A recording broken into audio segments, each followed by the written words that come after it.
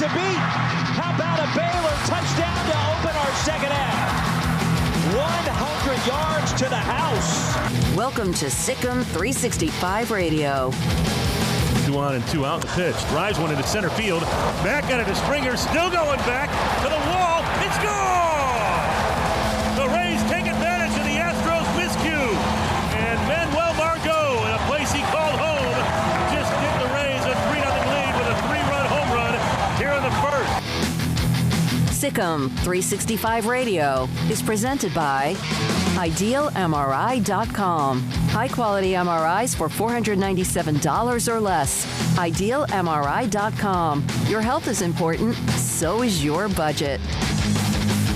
Watson wide open over the middle as Fells. Breakdown defensively, and Fells makes him pay. Touchdown, Houston. The 3 o'clock hour is sponsored by Waco Custom Marketplace. Meats, sweets, Texas treats, and a cut above the rest. 425 Lake Air Drive, Waco. That is well hit in the left center field. Back at the wall, it's gone. Ozzie Albies, a 2-run shot, and it's a 5-1 ball game here in tonight. Now here's David Smoke, Paul Catalina, and Craig Smoke. All right, yesterday was as negative as could possibly be in some ways because of the news with Baylor and also with Mack Rhoades being as transparent and honest as you could possibly imagine. And yes, it was a tough day to have the truth serum of where Baylor is or where they were yesterday, which could get better or worse because of COVID, because of the fact Oklahoma State and that game was postponed on Sunday night. And now there's immediately the initial, well, what about Texas? You know what I'm going to try to do today? I'm going to try to think about today. I'm going to try, that's a question. I'm going to try to think about today. I don't know about any of you, but I got to admit this. Last night when I was finished, walked out the studio, Craig, Paul, we all walked out eventually. I was exhausted. I was worn out. I was fine. And well, I mean, that's good. Good for you. But it just seemed like yesterday was almost as if everything converged. But you know what? It's there. It's what we're dealing with. We should be used to it 9 months or 6 months or whatever it is into it. But, Craig, let's think about something about Baylor football. Yes, it's frustrating. They're not going to play another week. Who knows? What's the most positive thing so far through 2 games that Baylor, in your opinion, has done? They beat Kansas. Okay. There's a positive. I mean, there's not a lot to take away. I mean, honestly, there's 2 games. One was a win, one was a loss. They looked good in the win. They looked terrible in the loss. And I guess the positive is that they haven't thrown up a white flag or quit on the season or whatever. But I'm not being negative and not coming with some great response. But honestly, we don't have a lot to work with. So I guess everybody's, even if they're dealing with COVID, relatively healthy as far as we know, and players haven't jumped off the ship, and Dave Aranda seems to be having a pretty good handle on things, so I guess that's all a positive. I think, the defenses looked really good in both games to me. The lead defenses looked really good in both games to me. The special teams, outside of kicking field goals, has looked really good in both games. And I know the kicking field goals is a big part of it. Isn't that a big part? That's a big part of it. But that's really just one guy. But it cost them the West Virginia game. Yes, but it wasn't the special teams breakdown, at least on John Mayer's 2 misses, were not on the other 10 guys. It was John Mayer's not making the kicks. So that's just something he has to work on and not everybody else. The offense, there's plenty of negatives that you can throw out there. And most of it, to me, I think, is that they haven't figured out what they can do yet. So, we don't really have enough of a sample size for me to be bullish or bearish on the season yet. So, but I'm 50-50 on it through 2 games. That's where I'm at. I'm just right there on the fence. Yeah, it's a frustrating thing. It really is. It's hard because you can't get into any kind of rhythm. And here you are. You were hoping to have all those reps last week, and then that gets blown up, and then maybe a game with Oklahoma. I'm telling you right now, had they played that game Saturday, based on what we now know, they would have been embarrassed. It could have been, not that they wouldn't have played hard and they wouldn't have given everything they had, but it could have gotten ugly. in that game with Oklahoma State. That's not why they canceled or postponed. It's because they did not meet the requirements of which the Big 12 agreed, and Oklahoma State also understands as well. And about the time you think, okay, it's them, it could be you. Now, as far as a couple of things, I've had some of you ask me this questions, and I have questions about the those who have tested positive. I don't have the answers. We had Mac Rhodes on a couple of things, and I'll get to that. Mac Rhodes was on yesterday. Normally would be today. He's not here today. He's going to probably have meetings and Zoom calls and meetings and Zoom calls the rest of the afternoon based on what I've been told. But some of it is how many of the 28 athletes and the 14 staff members or the 32 overall student athletes actually have symptoms of which are sick. I do know this, that one staff member has told me that they have gone through what you've heard. You can't taste anything and you can't smell anything, and it gets better, but initially that's kind of one of the things that you go through. There was one night, I don't know, maybe a few weeks ago, I remember when I kind of was going to bed and I was like, yeah, like I couldn't, like and I woke up, everything was fine. Okay, so according to the email that we received yesterday from Baylor, 29 of the cases of the total athletes of the 32 cases are symptomatic cases. So that's 29 people who are sick. I mean, who are feeling sick. There's your answer right there. 29. Okay, 29. It's not 4. It's more than that's 29 means it's more than just the football players too, because there's 28 football players. No. That's the 29 is in in the email, and as Mac Rhodes said yesterday, they don't include staff. It's only the players. So, I mean, I guess technically that's what 29, I'm saying. There's 32 student athletes. Yeah, so 29. it could be other student athletes per se, but yeah, 29 athletes are feeling symptomatic. We don't know anything about the coaches other than maybe what you've heard or who you've talked to. But yeah, I mean, somebody tried to ask me last night about, but how many are feeling symptoms? And I know what that question is. That question is to then say, they should be out there and playing and whatever. And I get all that. But when I respond with 29, guess how many responses I got? None. Because that's a lot of guys who are feeling sick, obviously, and to varying degrees. I agree. Some of the text line already lighting up. The Willis Law Firm, for some reason, yesterday my chat room was dislodged or disengaged, and some of you were asking questions while we had Mac on. And I apologize if we weren't able to possibly bring those questions to the show. Here's one of the texts from earlier. This is the Riverbend Liquor and Wine text line, 254-339-1122. That is the number. We would take your call right now. This might be a good time, if you want, to just let it go. Vent, frustration, or positives. I've asked that about what in the first 2 games, although it's been spread out. Your thoughts about Baylor football from the 817. The defense is a positive. The defense so far, you'll be in every Big 12 game. Someone begged Bernard to stay for his senior year. That's from the 817. TJ, I've seen the defense. Looks very good. I can't say special teams are bad simply because I don't know right now how much they're being able to spend time on that. And from the 903 in the East Texas, how come Baylor seems to be the only team with problems with COVID? Are we all testing the same? Okay. This question I've gotten from several people. Hey, Mac said, he was saying he hopes so. Yeah, but he hopes so, yeah. But Baylor is not the only team that's having problems with COVID. They're the only team that you're paying attention to. That's it. That's the problem. You have, what you call it, not persecution bias, but like, you've got a bias. So you're only paying attention to that because you're not hearing about USF had to cancel a game. UCF almost had problems. Oklahoma State's already had to cancel a game. TCU and SMU had to cancel a game. This is just because it's in the last 2 weeks. So much news happens. Now we forget what happened a month ago.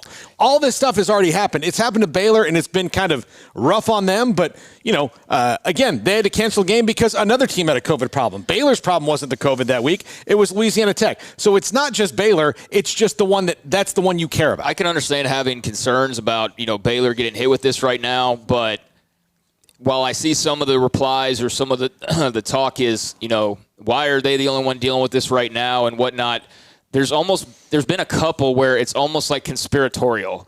Like somehow, somebody's out to get Baylor and they've got some super strain of this virus, or they're the only one reporting numbers or something. And I understand this sort of, I can't think of the right word, but I understand like this uneasiness that Baylor fans have with everything. But this is not some conspiracy that like somebody's out to get Baylor and they're the only ones that are dealing with this. Here's the bottom line. for anybody, take off the tinfoil hats for a moment, please, and just realize that Oklahoma dealt with cases and is still dealing with cases. They dealt, though, with a lot of their cases in August before the season. Texas Tech had a big breakout. When was it? It was before the season. So a lot of these teams have dealt with it, but while Baylor was kind of coasting through and they had 5 or 6, and then there was 8, and then there was 4, and then there was 8, and then there was 5, week after week, a lot of the others were getting their 10, 12, 14s during that time period. It's just they weren't playing football yet. So that's why it's different. A lot of other programs have already dealt with this. That's all it is. It's not a conspiracy. It's nothing funky going on. Which is what I didn't communicate as well as I should have yesterday when I brought up about it's unfortunate in a way that some have already been able to deal with this and moved on. And here's how easy this is. Yeah. Dallas Morning News, August 25th. Nearly 40 cases of COVID-19 for Oklahoma Texas Tech football teams leave more questions than answers. Texas Oklahoma, Tech had like 75, didn't they, one Texas time? Tech at one point before the season had like half their team was infected with COVID. But guess what? They weren't playing football games, so it didn't matter. Oklahoma, 17 cases of COVID on Monday. Texas Tech, 21 active cases. Again, this is August 25th, so right before the season was getting underway. So, I understand, why is this happening to Baylor right now and all of that, and I will, be happy to answer questions, but I'm just going to have a very short leash on this being for the very vocal minority, any kind of funny business going on. No. That's just silly. It's just unfortunate. That's what it is. It's unfortunate. It's the timing. It could have hit anybody. It could hit somebody tomorrow. Could hit somebody this weekend. I just saw that Graylin Arnold was waived by the Eagles. He had been activated. He's been waived. That's part of the ups and downs of being a part of an NFL roster if you're not somebody that makes that 53-man roster. I know that he got cut from another team, and maybe I just like Graylin Arnold a lot, but I know there's a team that's 90 miles north of here that needs some damn defensive backs. Yeah. It wouldn't hurt. It wouldn't hurt. By the way, and Pollard hadn't done very much when it comes to CeeDee Lamb's a good punt returner. Pollard has been a little bit that means he'll break one this weekend. He has a confidence problem, though. Yeah. All right. So, 254-339-1122. What do you have in your hand over here? What are those cards? These are neat little things. They're from our friends at Wall Snobs. For inquiries, hello at wallsnobs.com. I know we can't probably focus in. These are action card figures. Baylor football, for example, this one right here. Who is that? Is that Graylin Arnold? Yeah, it's Graylin Arnold. Graylin Arnold from last year. These are, again, Wall Snobs. If you call the show today, and we're going to have some open line discussion now at 254-339-1122, and also we probably will do this again around 4. You call, we get your name. We'll also then be able to text you back to get your mailing address. CJ, we got that pretty good? All right. And we'll send one of these to you. It'll be whoever we pick. We'll randomly pick whatever card comes out. These are these aren't like real flimsy. These are nice play cards, almost like the very hard, solid, and they're action figures of Baylor. As far as action figures, action shots from Wall Snobs. We appreciate them for what they did, giving this to us for us to give back to you. 254-339-1122. The phone lines are open, and we'd love to hear from you along with the text line as well at 254-339-1122. From the 903, I never said it was conspiracy, Craig. No, but I'm not talking you're to you not saying specifically. you asked about why is Baylor having the only problems. They're not. They're not the only team having any problems. I'm responding to what I saw last night. So your text has nothing to do with what I just said, but it just is adding on to what I've already been seeing. And I was sitting there last night reading Twitter, and some of the replies were like, well, why is Baylor the only team dealing with this right now? And look, I understand the question. I'm not upset by it by any means. It's just not everything's a conspiracy. Not everything is some plot to, hurt Baylor or anyone else for that matter. So, I wasn't even talking to you. I was talking in generalities as far as that goes. Here's one more than a phone call from the 210. I think that's in San Antonio. More importantly than symptomatic, as I agree they should not play, are any of them seriously sick? I don't know if I have that information for you. I don't. I hope not. Praying for them all. I can't imagine how frustrated the players and staff may be or are. I know how frustrated I am. They more so. Okay, here we go. All right, let's take Billy Copeland from China Spring. Billy, you're on Sikkim 365 Radio. How's it going?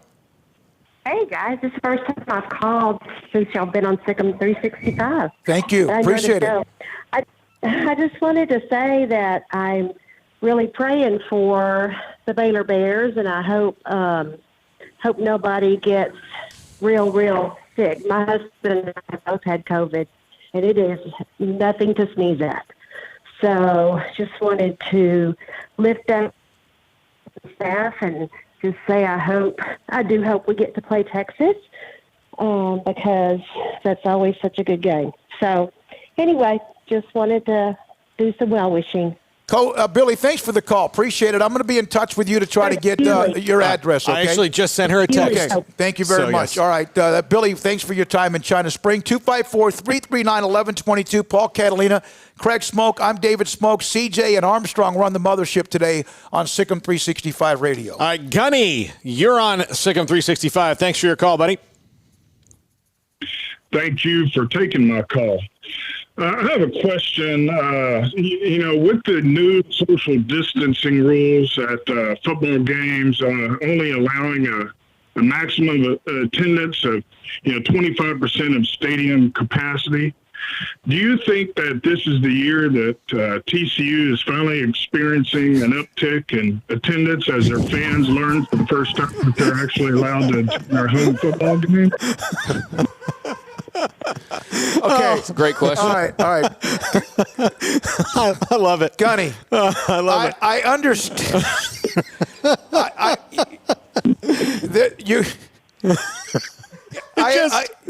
You know what? Their fan base really has struggled. But, we know the history of Baylor at Floyd Casey. But I love it.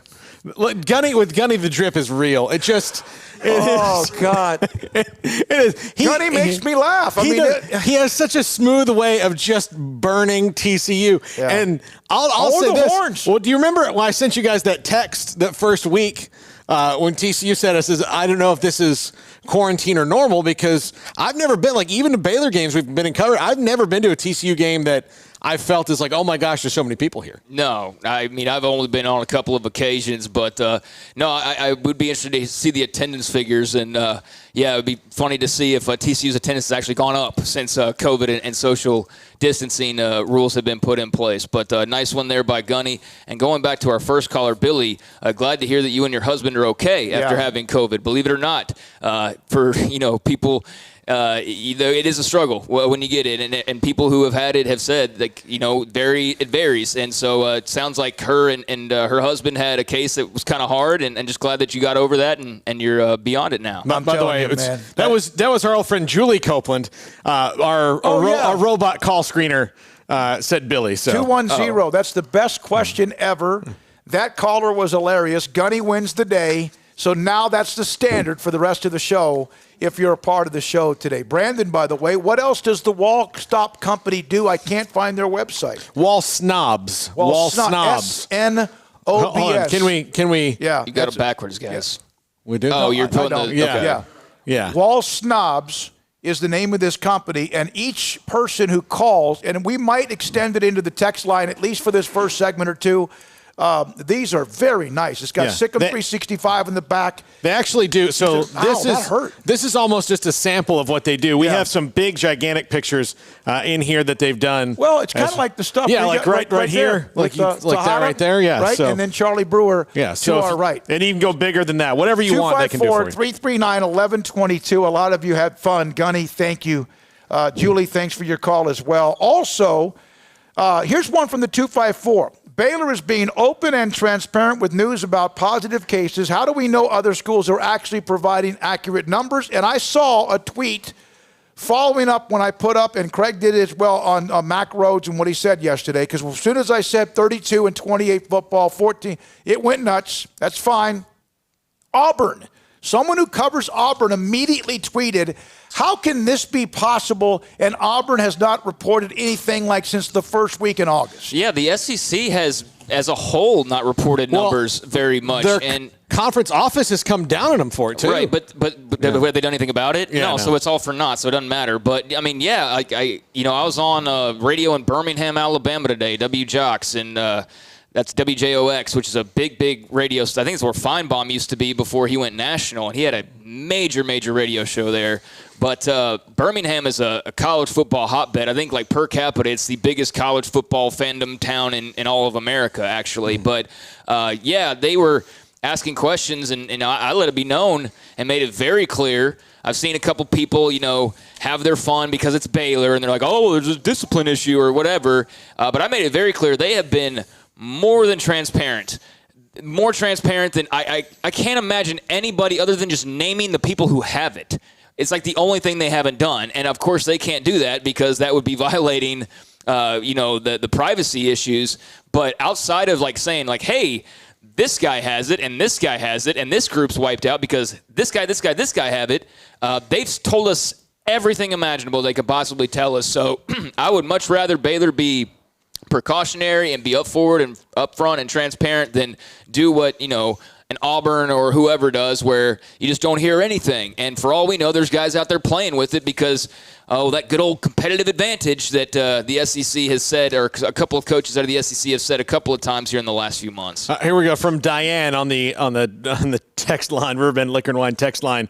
Craig, it is a conspiracy. It's all about BU football. The Chinese hates BU and developed this virus specifically to release in Waco in October in the male 18 to 24 age group. I didn't want to blow that up today, but you know what? You may be onto something there. Breaking news. I mean, seriously, though, it's. I understand it's frustrating for everybody. I'm not getting upset at anybody who like kind of scratches their head a little bit on why the timing is the way that it is and the number is the way that it is. But just know, like, there's no curtains hiding anything. I mean, it's all out front. And unlike other programs, many other programs who maybe update on occasion, they have been doing it for 3 months now, just every Monday, every number, every positive. Mac Rhodes came on yesterday, guys, and gave us way more information than he had to. He specifically told us about assistant coaches who have it. He told us about the overall staff, I should say. He told us about, the number of players that were in football alone, not to mention the totals they put out on a regular basis, and that's far more than you'll get from anywhere else. So, I get the timing, and I get being upset, and I get being frustrated, but we all knew. We all knew coming into this season that this kind of thing was a possibility. Yeah. And I think for us to overreact and be like, oh, my gosh, and start pulling our hair out, well, what were you thinking 2 months ago when the season started? By the way, if you go back and listen to it, here's how transparent he was with the numbers. We didn't actually specifically ask him how many. He willingly brought that out. Like we probably would have gotten to it eventually, but let me tell you something. But he just said it. When we first had Mac on, without going too far deep, 4 years ago, we were told by a young man that does a great job who covers Missouri that we would get nothing out of Mac Rhodes. He came on with us the week he was hired. He has been the most transparent human being I think I've ever known in a position where he's in or not. He has given us information at times in which on this show, he's come on during some times that are very dark and very gloomy and very tough. He has never missed a segment unless it's a Big 12 meeting or he just needed to get away to some sort of cabin. And yesterday he did spit out the numbers, and then we then spit them out, and of course, then it ran the rest of the day, and that's fine.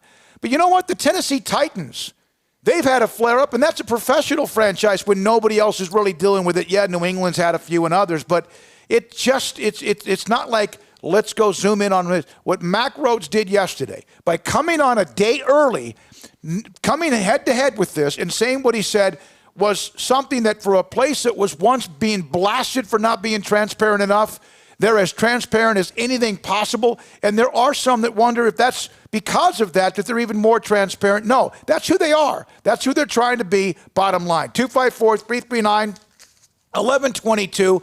We left this most of the first hour until a couple of high school segments at 3:45 open so we could have you vent, us vent, and let's get into it. Here we go. 254-339-1122. This is Sikkim 365 Radio. Richard Carr, Buick GMC Cadillac. They've got the kickoff savings event continuing on right now, and hopefully you've been taking advantage of all of these great deals they've been providing over the last few months. I mean, it's been going on all summer long. And just when I think they're about to kind of maybe get back to normal, the prices are going to get back to normal, nope. Instead, they are just continuing to give you great offerings. You can get it all right now, a smooth, quiet ride and a first-class interior matched with power and durability with the GMC Sierra, which is the best truck on the road. During Richard Carr's kickoff savings event, Qualified buyers will score $9,000 off a 2020 GMC Sierra at Richard Carr. They also have the 3-row Buick Enclave, an amazing value in a luxury SUV. During the kickoff savings event, all 2020 3-row Buick Enclaves are $10,000 off, or get the versatile and nimble Buick Encore for only $19,900. And maybe you're ready to step up to the ultimate luxury and style of a Cadillac. We'll let Richard Carr bring the Cadillac experience to you with an XT4, XT5, or the full-size 7-passenger Cadillac XT6, and save $2,000. It's the kickoff savings event at Richard Carr. Score huge savings right now on all vehicles in stock. Go to richardcarr.com or come see the deals at Highway 6 and the Imperial Exit, or call them and they will bring the test drive to you. With more than 160,000 alumni worldwide and counting, the Baylor family is growing. And through the university's expanded Baylor alumni program, the family is growing closer. With hundreds of local volunteers planning events in cities and towns around the country, you can gather with fellow Bears no matter where you are. So, get connected, get something started, get involved, and make plans to get together with Baylor alumni. Visit us at baylor.edu/alumni.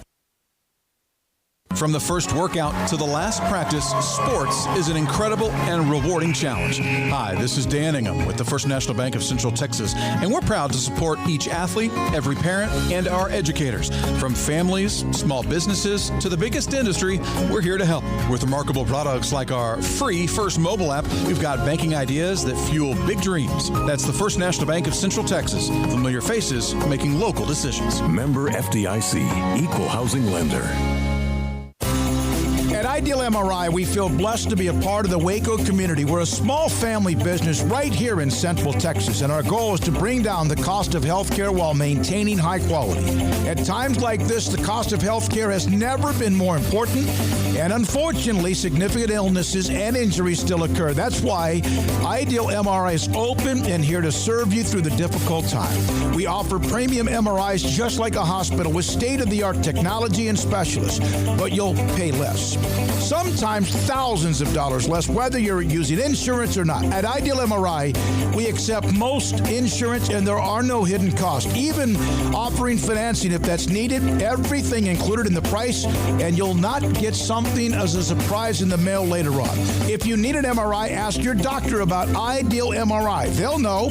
You can schedule an appointment safely from home online in minutes at idealmri.com or give us a call, 833-IDEAL-MRI, idealmri.com.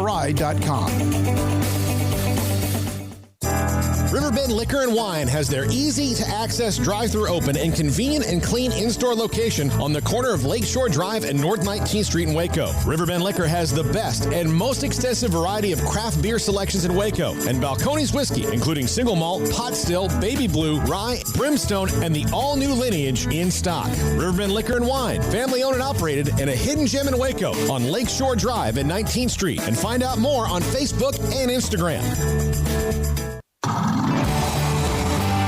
It's the heat of the summer, but the real heat is what you're cooking on the grill, smoker, or in the oven. So Waco Custom Marketplace can be your go-to playmaker for summertime grilling. You can't go eat anywhere else?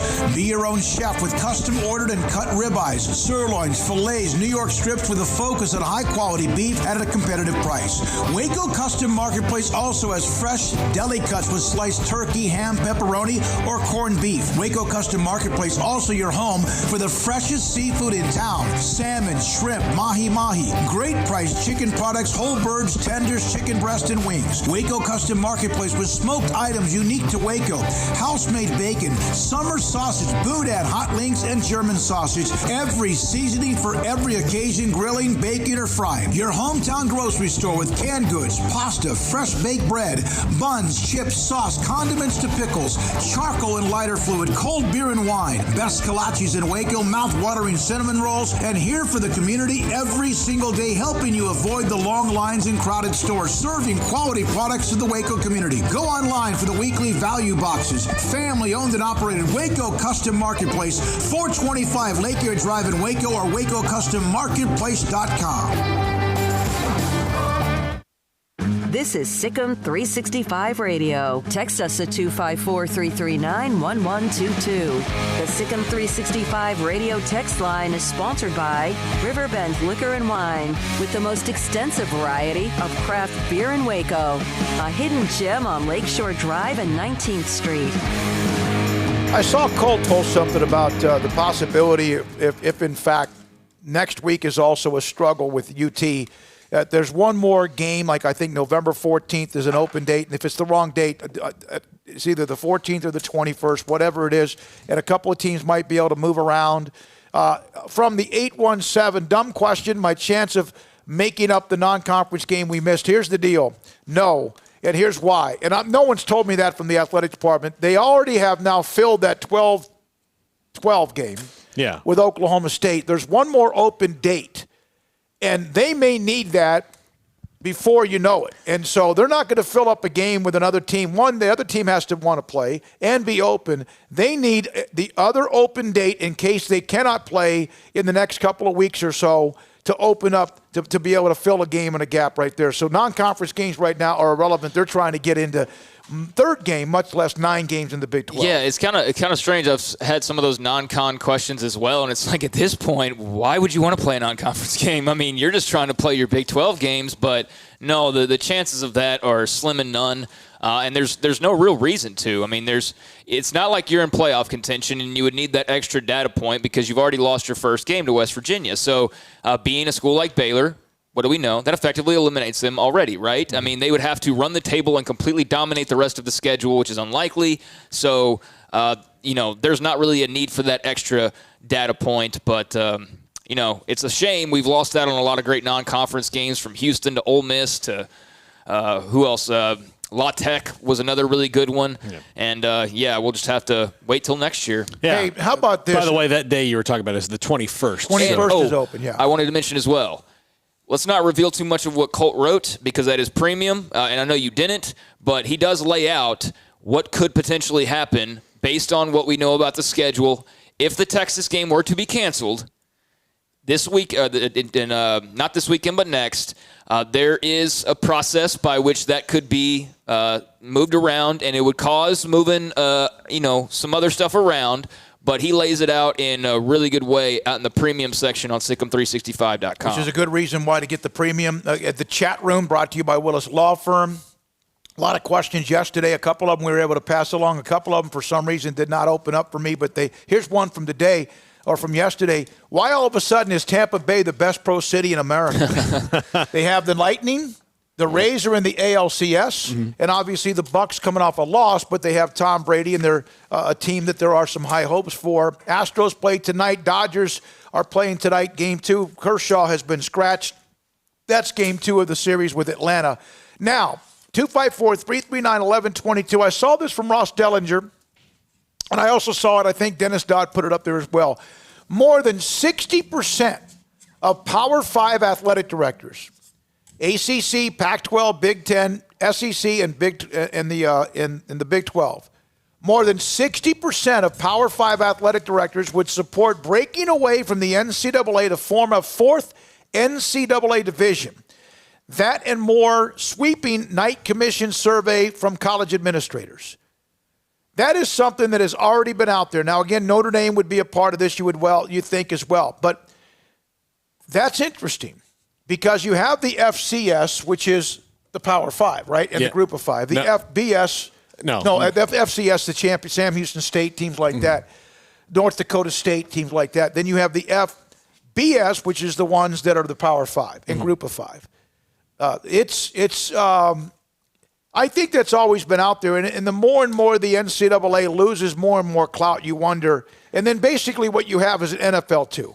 That's what you have. Yeah. Well, and that's where I think that's where they're trying to go. And they can write their own rules. They can have their own scholarship limits. They can do whatever they want. And that's always been kind of the next move possibility. I mean, they've always kind of had that power anyways, the Power 5 schools. So, with all of the NCAA shenanigans and the red tape and just the puzzling decisions a lot of the time and the long investigations, just looking at you, NCAA, I'm all for there being some kind of a shuffling. Now, I'm not all for there being an NFL 2, although that's kind of what this would be more in some ways geared towards being. But, I mean, we know the schools that have the power. We know the schools that have the stroke. So it only makes sense that they would want to break off and have their own little structure and not have to worry about Sam Houston State and not have to worry about, McNeese State or Stephen F. Austin or whoever else. Go off and do their own thing. They're the ones that make the money. I don't know what the ramifications would be for the other levels of college football and how much that would potentially hurt them. But, I mean, the NCAA at this point is just it's mocked constantly, right? I mean, it's what do they unexplainable half the time of what they do or how they do it. And so I would absolutely be all for finding a new way for the game of college football to be managed. And yeah, there is such a separation now. I think that separation has only increased over the last few years that this would make a lot of sense. And with the realignment coming up, I mean, seemed like a ways away a couple years ago. Now it's like 2 years away from all these granted rights agreements running out, and that's when a lot of talk has been out there about the super conferences and doing that whole thing. I would not be surprised to see maybe a shorter term granted rights this time around. Instead of 10 years, maybe it's 5. Let me get back. Okay, I want to get back to the group of 5, a Power 5. I just think that sucks. I understand why they're doing it. I think it sucks. I still have emotions, and you mentioned SFA, not for them. That's my alma mater. They're not a part of this. I still think college football needs the other schools in the mix, even if they have no chance of ever being in the playoff, ever again. Houston or when Boise State was good. I know that if you want to be an elitist and go, screw you. I'm just saying I think that now all of a sudden, whatever is left of anything innocent about college football disappears. Yeah, I agree with you. That's what Mac Rhodes has been worried about. Yeah. That's what he's constantly said when he's been open to new changes, Paul, about not granted rights, but name, image, likeness, and things like that. He'll always say, okay, I'll listen.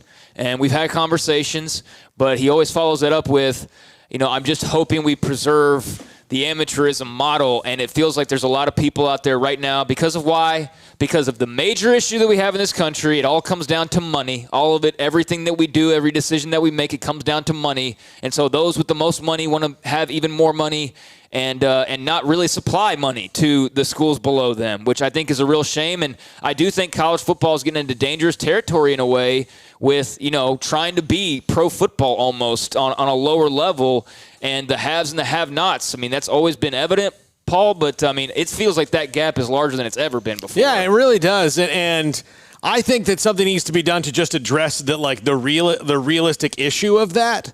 And, again, if you ask me right now what the NCAA does, I could not tell you. I could not tell you at all. There's no possible way I could tell you. Like, if Mark Emmert sat down and I was giving him a performance review, I would say, Mark, what do you say you do every day? And then he would tell me, like, I don't really think that's what you do. I don't know. And I'm not even saying it about him. I mean, like, he's an effective leader because the organization is set up to fail. It's not doing anything. And they need to look at it realistically. And I think, and part of it is, and this is the harsh reality of college athletics, the amateurism and innocence of it went away the minute you started paying coaches $7 million. Because when you were paying a coach $250,000, you could be like, okay, well, he's a big-time college football coach. And then you're not paying the players, but you're like, okay, that's a scholarship. He's $250,000. He's doing a lot of work. When you're paying a guy $7 million, and I think that they're worth that. I totally do. But then you have the argument of, okay, he's getting $7 million. We can't get 200? I mean, like, so you've got an argument. You've got this gap between, the top and the bottom that's only going to create a situation. Kind of like America. Yeah, exactly. So you've got that. The minute that happened, and the minute that, not only does he get $7 million from the school, he can go out and do an Aflac commercial, and God knows how much money he can make from that. Go to ESPN appearances, get a cool $1,000 for that. Go do a Nike commercial. Yeah. I mean, anything they want. Got a call. We got a call, but before we do that, I want to get a couple of them. Mention the Astros play tonight, Game 3. Riker's game with All Saints has been forfeited. Riker gets the win. All Saints has got a quarantine issue. La Vega will make up a game that was a district game with Brownwood. They're going to play the game, but it will not count as a district game because Brownwood's already forfeited that, but they'll play later in the year. That's one other thing in high school football to let you know about. And interesting story we'll have a little bit later on what's happening with the Saints and the city of New Orleans and LSU. Well, I've got some more breaking news. All right. Florida football, who's playing LSU this weekend, has suspended all team activities after an increase in COVID-19 positive tests. And this is also coming on the heels of their coach saying he wanted 90,000 people in the stands this week. And he got butchered for that well, and yesterday. rightfully so. I mean, come on, that's ridiculous. Yeah. That's ridiculous. I mean, I don't care how you feel about the virus. There is no need to pack in 90,000 people together. I don't care how much you believe that it's a non-thing or whatever. They just don't do that right now. I mean, there's no need for it in any way, shape, or form. Yeah. Matt in D.C. Always great to hear from you, Matt. Gentlemen, how you doing? Good. How's it going? Doing good. Thanks for the call, buddy. Smoke, I'm going to have to disagree with you on this whole you would hate to see a Power 5 only conference. The way I see it, and I think the reality is each school is a brand. It's a product that is consumed by the media right now. And when the Southwest Conference broke up, you had Rice, Houston, TCU, SMU. They all got left in the wilderness. And only one of those programs, as much as I hate the TCU, they set the model on how to get back to the Power 5. They continuously won and invest in their program. Every other product/school had the same amount of time to invest in their product, make it better. And you saw how TCU, when the time came, their product was viable enough to be part of the big boys. Houston failed to do that. Rice, SMU. No matter what, you had 15, almost 20 years to make your team product better, and then TCU reaps the reward. So as long as Baylor's a part of a big Power 5, 65, 70 team league, I'm all for it. But to all the small schools that didn't invest in your program, that's on you if you don't make the new conference. I'm sorry. That's just the way it is.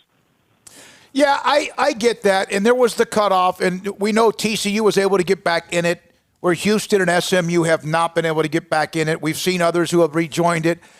I respect your opinion on it. There's still part of me that just doesn't want to see such a fracture. I want to still see Cinderella. That's what makes the NCAA men's basketball tournament special, which is a different sport. There's 300 and some schools compared to 115 in football. I get it. I can be. My mind can change. I'm not going to it can be changed. It's just a little bit of a part of me that can we just wait a little bit longer. Here's the problem with Cinderella. Name a Cinderella that's won a national title in football. Well, name a Cinderella that's been given a chance to win it. I mean, there's only 4 playoff spots, so you're going to put in Boise State over Alabama. They're not even letting the country club teams get in it. So much less if you're Cinderella in college football, which might allow, by the way, Houston and SMU, and I hate that, or La Tech or whoever, to have a chance. But you're also now taking Cincinnati out of the mix, and you're taking others out of the mix. Well, I think there's probably room for. Do they want to have their own national title? Negotiation. Do they want to have their own national title? Will it mean anything? Well, I mean, might. I mean, if the other one does. What we need to do is have an AD or a football coach or a basketball coach on from one of those schools. I get what you're saying. I get what Matt's saying. I'm willing to listen. I'm not one of those that's going to just put my heels in the ground. But do they have a chance? Does Houston? Well, no. They don't. They've also blown their chances when Houston beat OU and then turned around and lost 3 or 4 in a row. So if they were given a legitimate chance, though, if they were, I'm saying if the other teams left and then now they could create one. Right now, there's no wiggle room. The Power 5 has found every reason to keep them out.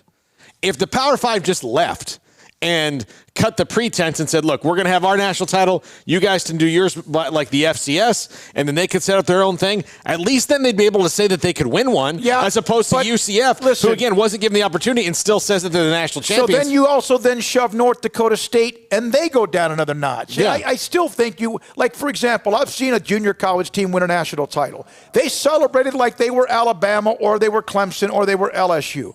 It still matters. Yeah, and look, I get that it's wrong. You mean to tell me Cincinnati doesn't deserve to have a chance if they run the table to play for a national title? I think that they do. I just think that you're either going to admit that you have a caste system like they did in India in the early part of the centuries, or you're going to have to say, look, we've got to stop this. And then, even then, if you didn't like Florida State and you liked for example, UCF. Oh, look, I'm on their side, Smokey. I'm just saying. I'm just being realistic about how they're treated. Baylor, look in the mirror. You're lucky as hell. Remember when this split happened back in, 1996? Yeah. And then again, when they were on the edge, when there was this fear about what UT was going to do and Oklahoma was going to do. Remember how it was hard. Your palms are sweating. I think you could be on the outside looking in on this deal. I think that they should let. I mean, there should be, and I wrote this on the site about a month ago, that they should let the group of 5 teams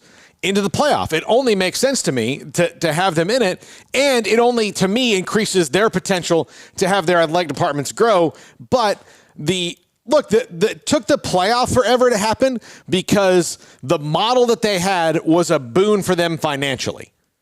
So they couldn't wrap their heads around if we stop giving, just reaping in this money, how do we know it's going to be bigger? Until somebody was able to convince them, yes, of course it will be bigger if you have a playoff. The bidding for the television contract will be more than it's ever been. So if you increase that into more markets and more opportunities, you would think that it would go bigger. But right now, I think it's one of those things that they can't imagine getting more money than they have. So they've got their little... you can't convince them that 8 is a good idea. They're split on the 4 is 5, plenty. But you have one conference that could get left out. That's going to get left out every year. I think it's dangerous. Of the Power 5. I think it's dangerous. You can't even figure out your own mess, and you're now all of a sudden going to say you're separating. Okay, if they do that, are they going to promise every conference to be a part of the playoff? Probably not. It's just... you still could be left out all of a sudden. Yeah, you're not any good. You're not good enough, and you might not be good enough either. And even if you're Power 5. In fact, that is the case. Florida has now suspended football activities. Is that what you're telling me, Craig? Yeah, that's what I just said a few moments ago. So is that a lack? I know that. I know that's what I'm saying. Is that a lack of institutional control in Gatorville? No, it's going to happen. And how many of you yesterday that hammered Baylor because of that, now all of a sudden it's Florida? And how ironic is it, though, that Dan Mullen said that? Yeah, but part of it is that their governor has been very, very loose about opening things up. He is on the opposite end of the spectrum of California, and the right answer. Are you saying he's wrong? No, I'm saying that they're probably both wrong and that they're extremes. The probably right answer is somewhere in the middle. Has Abbott been pretty loose?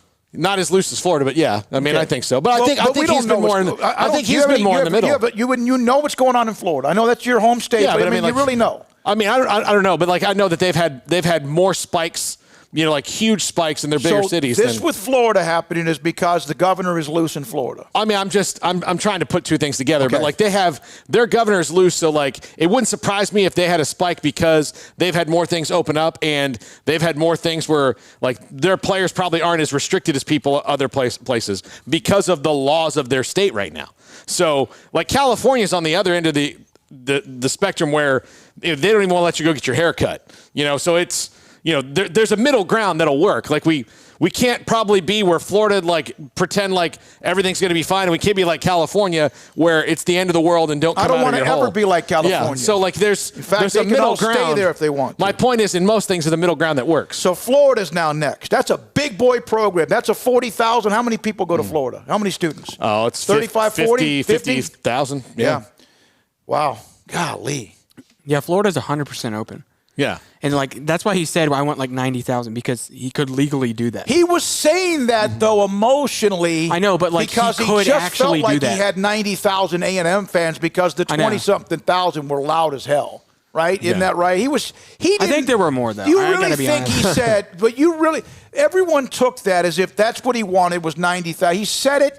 And it was kind of, in a way, the frustration because he had struggled. They struggled with how many fans he couldn't hear. Yeah. And that was with 1/5 of that stadium. So he said it, and then, of course, he gets butchered because that's what we do, right? Yeah. Mm-hmm. All right. Well, now he's not going to have anybody. He got butchered because it's a stupid thing to say. He was, but he didn't mean it. Do you know that? I mean, you really asked me the same thing. No, right, but I'm not claiming to know what he said. But for him to get hammered at his press conference over and over and over again, he could have handled it better. He was reacting to the fact that he just played a game, lost a tough game, and they lost. And there were times when there was 20-some thousand when it felt like 90. He was just making a suggestion. I don't think he ever knew. No, I think he was making a suggestion. I think you're right. I think it's not something to get too crazy about, honestly. But it doesn't matter because they shut down workouts. So now, who cares? now you can't have zero. You have zero, But I tell you what, you got to give A&M credit for making 20-something thousand sound like 100. Because there were times when they had delays and they jumped off sides and they couldn't hear the calls. It was a hell of an environment. This high school football with a couple of segments, China Spring and Lorena. We come back in the 4 o'clock hour. This is Sikkim 365 Radio. Pioneer Steel and Pipe. What do they have? Heavy-duty steel, metal, and pipe and what you need to build. For example, a metal building. And since 1943, 77 years strong, Pioneer Steel and Pipe, the Pioneer Boys, pioneerboys.com, have delivered and have also helped you build what you want, whether it's something as a gate, whether you have a farm and a ranch, or you have a large gate and what you need, the product to build the gate, they can do that. The metal buildings, which is a big deal, has been for a long, long time. That's what they specialize in, but they specialize in a lot of things. Even metal roofing, things like that, that's what they can help you do. And of course, Pioneer Steel and Pipe open Monday through Friday. And if you can't get to them during the week because of work or your schedule, they're open 8 until noon, and locations in Waco and also in Bryan. Heavy duty steel, pipe, metal, and they'll deliver it to where you want on site and also help unload it because it's heavy. And there's a lot of it, and it's bulky. Pioneer Steel and Pipe since 1943. The Pioneer Boys at pioneerboys.com.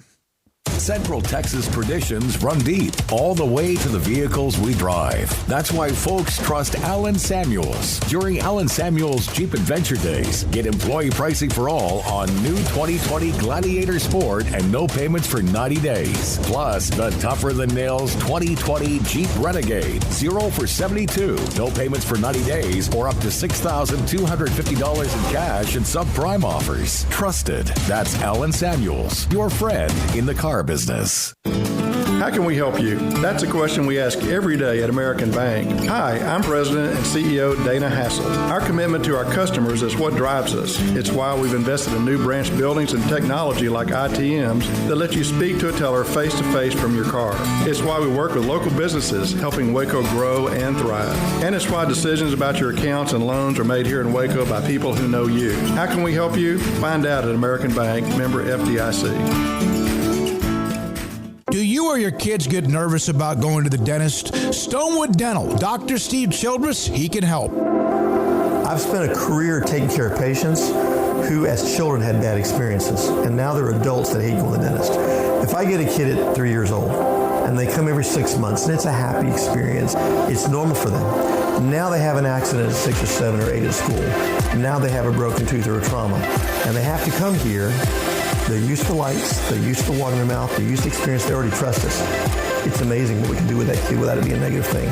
But if I see a 6 or 7 or 8 year old that's never been to the dentist, and now they have a trauma or an unfortunate unexpected toothache, it's harder to do that for that kid and it not be somewhat of a negative experience. So bottom line is I try to teach kids and adults and teenagers and everybody the way I'd want my family treated, which is where it's a necessary part of life. You just take care of it. It doesn't have to be that big a deal.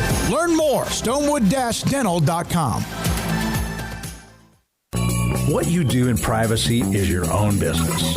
What you do in public with your truck, well, that's our business at Pickup Outfitters. In your garage, it's okay for your truck to parade around in the nude with no accessories. Hey, this is still America. But when you bring your truck out in public, it's just common decency to put an outfit on your truck. And that's where we come in at Pickup Outfitters. Put a cover on that bed. Cover your rear end with a bumper and a hitch, for goodness sakes. There are women and children on the roads. And guys, don't leave your tools exposed. Put them in a toolbox. Be proud of your truck and stand tall with a lift kit. Or improve your truck's posture with a leveling kit. Add some class to your pickup with new wheels and tires. Or dress up for a date with your new RV or boat with a fifth wheel or a receiver hitch. At Pickup Outfitters, we're dedicating to making the roads decent for all Central Texans. So when taking your truck out in public, remember your manners and accessorize it properly with an outfit from Pickup Outfitters. 220 Lake Air Drive in Waco. Texas Farm Bureau Insurance in McLennan County takes pride in backing Central Texas football. Our agents would like to help with your insurance needs. Call 254-772-8090 for an agent near you. Stepping into the boots of a U.S. Army officer can add confidence and leadership skills to your son or daughter's career path. See all the things they can achieve in our boots at GoArmy.com. U.S. Army Waco Recruiting Company, 254-598-8131 or 254-776-1543. Hi, this is China Spring football coach Brian Bell. You're listening to Sikkim 365 Radio, your home for the best high school football coverage in the state of Texas. This segment with China Spring Cougars football coach Brian Bell is sponsored by Waco Regional Tennis and Fitness, First National Bank of Central Texas, Lance Donaldson eXp Realty, Texas Farm Bureau Insurance, U.S. Army Waco Recruiting Company, Southwest Sports Medicine. Nice start, another dominant win against Gatesville, and now you have this game with Salado, and I got a chance to see them firsthand, Brian. Man, that slot T they run, you have to be so disciplined on defense, and I know they have to be disciplined against you, but what is the trick, or what is the main thing when you face the slot T? I think it's just going to be after going out there and, like you said, being disciplined and just go make plays. Goodness gracious, they're so well coached. They're perfect at what they do and how they do it and the ins and outs of everything that comes with it. And, the product they put out there on offense and defense is a special thing. And they've kind of flown under the radar this season with no one really talks about them much because they're not fancy. They're not putting up crazy numbers.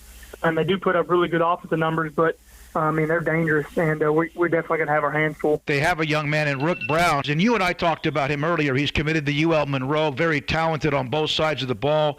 He's a phenomenal player, isn't he? Oh, absolutely. I think if the closest guy I can kind of think of when I watch him play from China Spring, some Central Texas people might know him as Mike Hicks.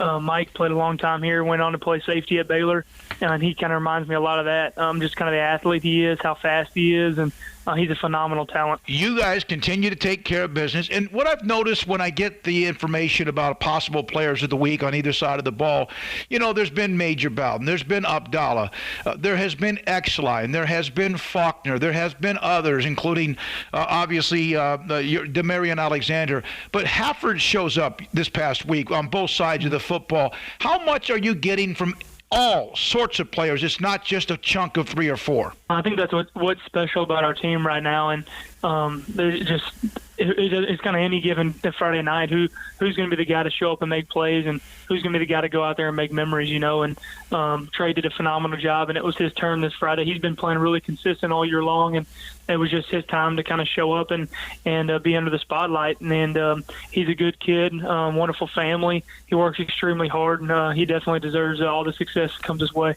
This is a stretch now. Salado's coming off the game with Connolly that was a knockdown, drag-out, 20-15. Is this kind of now when you really find out who you are? I think so. We talked about how competitive our district is, and I just think that Salado is just a good ball team. And I think we're going to find out a lot about who we are and how we can play and how we respond to adverse times this coming Friday night. And they're going to do a lot of different things that we're not ready for, and we're going to see how we can respond and how mature we are as a football team. Have you downloaded the Sikkim 365 radio app? Do it today on the App Store and Google Play. Hi, this is Ray Biles, head football coach at Marina High School, and you're listening to Sikkim 365 Radio with David Smoke, Paul Catalina, and Craig Smoke. This segment with Lorena Leopards football coach Ray Biles is sponsored by Texas Farm Bureau Insurance, U.S. Army Waco Recruiting Company, Southwest Sports Medicine. Lorena coach Ray Biles joins us here on Sikkim 365 Radio. And coach, you've got McGregor this week. This is a team that this season kind of built a little bit last year, but this year they can score a lot of points and really fast. Your defense really has their hands full this week, don't they? No, absolutely. Had the opportunity with an open week to go watch them this past Friday night. It was a 58-57 defensive slugfest. So, heck of an offense over there. Quarterback McDaniel does a great job, and big running back Lorenz runs hard. Kids play hard. Is their kind of growth, is it just more depth that they have this year than they did last year, where they started out well and then they just kind of couldn't finish? I think last year they got some injury factors that hurt Coach Shields. They're doing a great job with those kids over there. And when you don't have another one to put in because of depth, that's huge. So I think the injury bug got them a little bit last year. But right now they seem to be pretty healthy. They've skilled kids are phenomenal. They've got guys that can run all over the field. And so, it's going to present. That's the reason they're scoring so many points. They do a great job of spreading the ball out, and they're not one-dimensional because McDaniel can throw the ball very, very well. He runs the ball very well, and they've got a serious running back there in Loren. So, it's a full package offensively. When you look around the district, it seems like you can't really count on any results any week. How much more tense does that make it in preparation, knowing that every win is going to be crucial, and point differential might come into it because it doesn't look like there's a lot of separation between anybody in your district? Sure. No, I mean, everybody has at least one loss right now. So it's anybody's ball game with 4 weeks left. So, you're exactly right. Those tiebreakers and the way that works out with the, plus and minus points could be huge at the end of the year, depending on you beat them, they beat them, this team beat that team, and you have a 2 or 3 way tie and something. So everything, I'm not surprised at all. Looking at the district at the beginning of the season, it was like, wow, we got Troy, Rockdale, Cameron, all were top 10 picks. And so, it's a loaded district, tough district, and it's good. I mean, every Friday night you better be ready to play because there's not a soft one in the bunch. Bird Culchin Ford has been in Waco since 1936.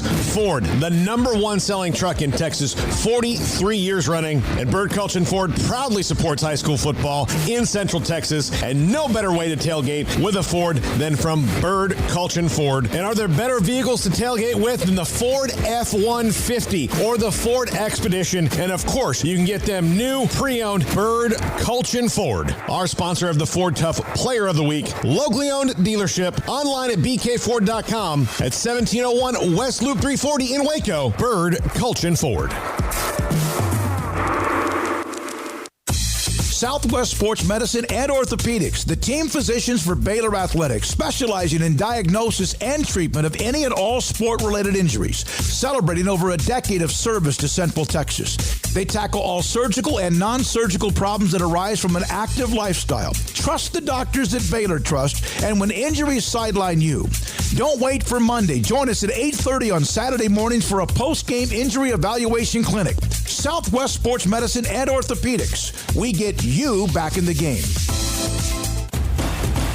Hey, this is Bryce Petty, former starting quarterback and 2-time Big 12 champion, and I know firsthand the importance of being in top shape both on and off the field. So listen up, men. If you're feeling beat down day in and day out and looking for that high-performance edge that separates the men from the boys, then look no further than the Petty Clinic Low T in Waco. Petty Clinic is a comprehensive men's healthcare clinic with an atmosphere catering to men. Board-certified Dr. Kent Petty has a special interest in offering the highest quality medical care to men of all ages. Some of the services offered include screening and treatment for low testosterone or thyroid, infertility, high blood pressure, diabetes, high cholesterol, sleep apnea, while offering comprehensive wellness exams and complete men's health lab panels. High performance men, remember, it's not just a Petty thing. This is Bryce Petty, encouraging you to reach out and Google search Petty Clinic Low T or go to pettycliniclowt.com and get your complimentary lab screening today. Texas board-certified personal injury trial lawyer and Baylor alum David Willis and Baylor alum Parker Willis are ready to help if you or a loved one has been wrongfully injured in an auto accident, SUV rollover, industrial accident, 18-wheeler crash, or were seriously injured by a defective product or recall drug. Call them for a confidential and free case consultation at 1-800-GOT-HURT or visit them at texastriallawyer.com. Principal office located in Houston, Texas. Let Camille Johnson Realtors guide you seamlessly through the process of buying your dream home or selling your current one. Commercial, farm and ranch, or residential, Camille Johnson Realtors can smoothly and successfully lead you through any transaction. With a team of 28 experienced agents who are excited about serving you, Camille Johnson Realtors services the entire greater Waco area. If you're in the market to buy or sell, contact Camille Johnson Realtors, 104 Midway Center in Woodway, or find them online at www.camillejohnson.com. Camille Johnson Realtors, elegant, charming, warm. Welcome home. One size fits all. That may be all right for an adjustable belt or cheap sunglasses, but when it comes to your financial needs, no one wants a one-size-fits-all strategy. Ben Erlinson, your Edward Jones financial advisor, knows that his most important goals are yours. That's why he takes the time to understand your needs, knowing you. That's how Edward Jones makes sense of investing. Ben Erlinson, 100 North 6th Street in Waco, 254-759-8533. Edward Jones, member SIPC. Welcome back to Sikkim 365 Radio. 2 on and 2 out in the pitch. Drives one into center field. Back at it to Springer. Still going back to the wall. It's gone! The Rays take advantage of the Astros miscue. And Manuel Margot, in a place he called home, just give the Rays a 3-0 lead with a 3-run home run here in the first. The 4 o'clock hour is sponsored by Boozer's Jewelers, the wedding ring store, specializing in custom jewelry and repair, all in-house. Now, here's David Smoke, Paul Catalina, and Craig Smoke. More on the Florida football activities being shut down, at least for right now, very similar to what Baylor did Sunday evening or even at the end of last week. But there's a post by Gunny. He's got a picture of us on the set. Craig sitting there to my right, and Paul, you're to my left. You are like collapsed over on the first one. And Craig's sitting there with a grin. And the next picture, Craig actually doesn't have the grin. I'm like collapsed, and you are still laughing. Yeah, it was great. And Gunny goes, Craig is not having anything to do with my foolishness. No, I'm just chill, man. I'm just super chill. But it was a funny comment about social distancing, TCU, and Amon Carter Stadium. All right, so again, Florida, 4 days before they're supposed to play LSU, and that's a different story because the LSU might become the home of the Saints, which has happened before. They put their football activities on hold. What's the over-under by Friday of how many football programs in America, Power 5 or not, will be putting their football program on hold for at least 6 to 8 to 12 days? I would think 75%.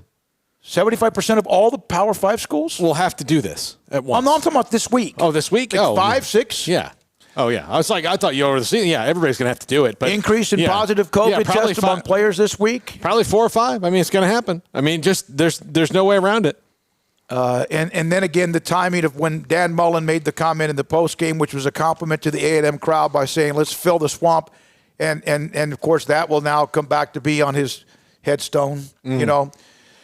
Oh, man. And so now, you know what? The SEC fans will have fun with this, just like some Baylor fans, but they'll have fun with it. The Baylor opponents didn't have much fun with it. They were pretty brutal yesterday. And this is kind of a rivalry game, LSU. It's not their rivalry game. I mean, Florida has 2 rivals, one they won't get to play this year. But if you went down the list of their SEC rivals, it's Georgia and Tennessee and LSU in that order probably. So this is kind of one of their big, the cross-conference rivalry game that may not get played now at all. Yeah, they don't have any open dates, do they? Craig, do they, the SEC? I think they're straight across, aren't they? 10 games? Yeah, I don't know. That seems kind of strange. I don't remember. We've had so many different changes and everything. I don't remember what the SEC did with their schedule. I mean, it would be kind of shocking if they didn't have any open tell you weeks. Right now. I think the SEC said let's just go straight forward. They all have one. Okay, so, one bubble. Okay, yeah. All so right. like Halloween for Florida is their open week, and then they have Georgia. So Halloween for Florida may be today. Yeah. With that. And it again, they probably did everything they're supposed to do. It is ironic that they had this happen after a road trip. Baylor had theirs flare up after a road trip, even if it had nothing to do with the opponents. Mm-hmm. It could be the hotels. It could be the food service. It could be the buses, the airplane. It could be seeing somebody on campus, and then that's all it could be. Yeah. I mean, it doesn't. Yeah. It doesn't. It's not like you have to really immerse yourself in COVID to get COVID. You have to just be in the wrong place at the wrong time. I hate it. I hate it for Florida. There's no part of me, even with the Dan Mullen comment in the postgame about filling up the swamp, there's no part of me that feels good that Florida has to deal with this, just like there was no part of me, obviously. And Scott Strickland, he was there. He's an A&M, former A&M AD, right? Yeah. And was he at Mississippi State? What was he he was at Mississippi State. He was actually also here early in his career. TCU? Or is it Baylor too? He was here early in his career, yeah. Man, so that's another game. So a question I do have is that let's say 3 weeks from now you still have all the open dates are filled and you have a game that's missed. What are they going to do? In high school football in Texas, there are some things written into it that you would forfeit games. I never remember hearing that. Well, everyone has said it's going to just go down as a no contest. Game. Okay, a no contest. A no game. Because, for example, I just saw something come up, Cold Spring and Elkhart. Again, it could be like a hurricane. Brownwood and La Vega. That's a forfeit. Brownwood forfeits to La Vega. Yeah, they're putting this in the kind of the hurricane natural disaster. So there's category. just no game. Yeah, there's no game. And that's going to be interesting because all of a sudden here comes the Big Ten in a couple of weeks and the Pac-12 to play. Well, the Big Ten are going to play 8 games and the Pac-12 are going to play 7.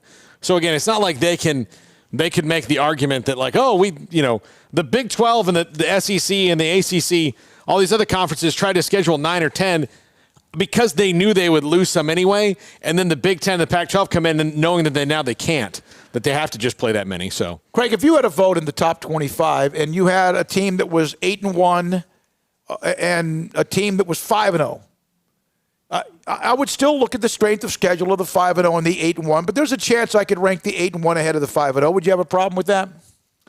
No, but there's a lot of factors that go into that. Who are they playing? That's what I mentioned, strength of schedule, yeah. Right. So who are they playing, and what were those wins, and who was the loss to? I mean, 8-1's great, but if you lost to Vanderbilt, then no, you're not in there. So, I mean. Unless you're Alabama. It's, again, it depends on the details. Yeah, and it's interesting. LSU is gone. They're done, right? They're done. Who are the teams? Who are Oklahoma is? They could still fight themselves back into the Big 12 championship game if they don't lose again. Who else is an elite program? Obviously, it doesn't include the Big 10 and or the Pac-12. Who's an elite program that is done? Texas. Okay, a name. Their elite name. Texas is done. Oklahoma's done. I mean, a lot of them haven't played yet. Yeah. I mean, they're in the SEC or they haven't played. USC hasn't played. LSU's done. No, I said them, yeah. But Michigan, Ohio State, I mean, none of those schools have played yet. So I think it's far too early to really – I mean, it's not too early to predict who's out of it already. But, I mean, what happens if Ohio State rolls in and they have a couple losses? What if everybody has a couple of losses? That could happen. I mean, the odds of 4 undefeateds, we don't even get that in regular times. So we're not going to get that this year. Do you think the Big 12 teams in the championship game will both have at least 2 losses? Yes. Yeah, I do. I think Oklahoma State fans have gotten really, really cocky after beating up on Kansas like the way Baylor did and then eking out one against West Virginia. Because if you watch that game, that was not some dominant performance by Oklahoma State. Now, granted, they haven't had Spencer Sanders. He's a good player, but he's not Baker Mayfield. He's not some, change the world type of player, Heisman contender, in my opinion. Now, he could eventually become that, and they're going to be much better when they get him. But you know what? They're in the mix. Iowa State's in the mix. I saw that reaction about Oklahoma State. You're right. When the game with Baylor was pushed back, oh, my God, that's a week before we're going to be in the Big 12 championship game, and that's as if that's already written in stone. Oh, don't think that that's not saved and is not going to come back for a couple of those people who are tweeting that BS at me. You know what? Beat Oklahoma for once. And then we'll start talking about your playoff chances. But for a school that is the littlest of little brothers in their state, they sure do have their chest, out, and they're just walking around like they're the big dogs in the conference after 2-3 games, mind you, with a lot to go. Here's who Oklahoma State has not played.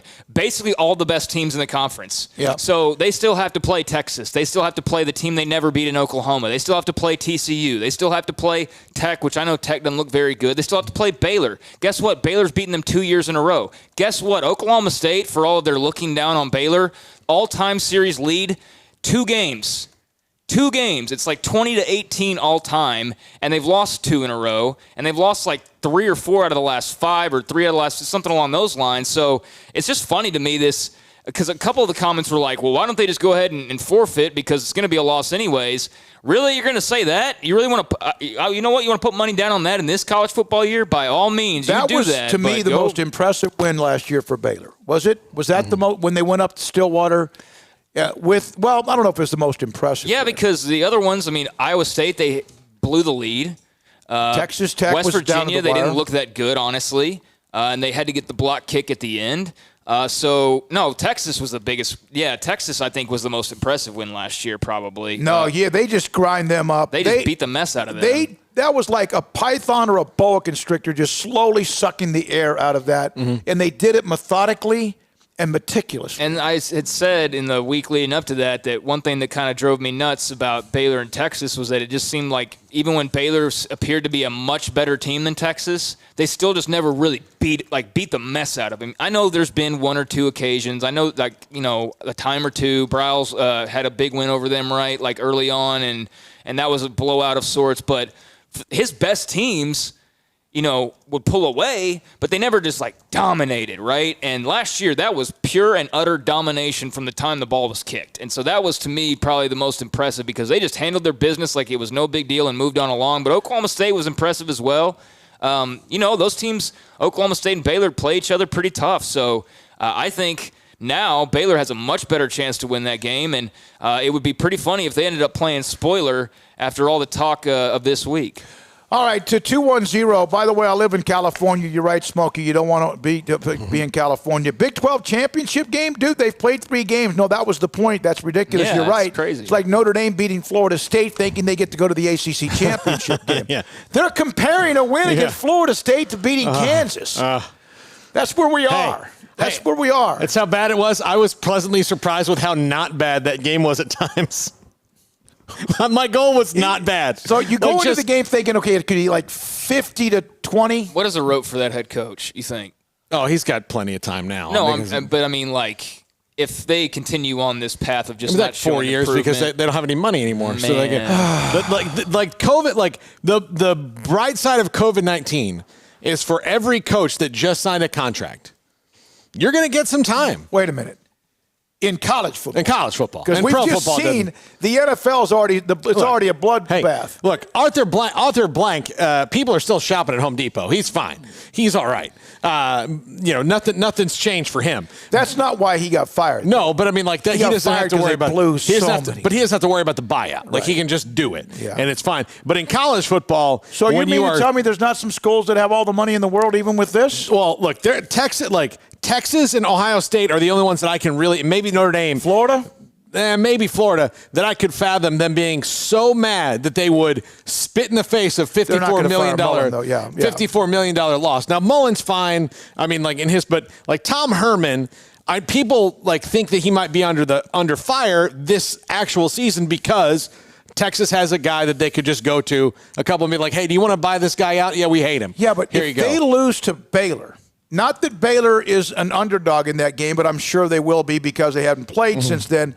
But if they take on Baylor in 2 weeks, if the game happens, and Baylor hasn't played and they've had all these issues with COVID, and Baylor goes into Austin and beats them, and they can. They can. I know there's not a great offense out there for us to watch right now, but, they're going to have 3 weeks. And I know they're not practicing, but as far as a game plan and things like that, now, the non-practicing part, I would feel even more confident in Baylor having a chance. But there's nothing I see from Texas where I'm like, man, I don't think they can move the football. No, that's my point, yeah. And so, it's going to get hot, but, Texas is – they have a lot of money, but they've also spent a lot of money. Chris Del Conte, for as much as, he's kind of – Mr. Cool Kid now because he's the Texas AD or whatever. He's not the cool kid down in Austin right now. They're really questioning that contract extension that he signed with Tom Herman early in his tenure just to do something, because they'd won the Sugar Bowl, and it's like, let's sign him up, and now they're regretting the mess out of that. Okay, and they're having more trouble right now with the eyes of Texas. That's right now, even that, and how that goes could just fracture that whole place. I get that if you are Baylor,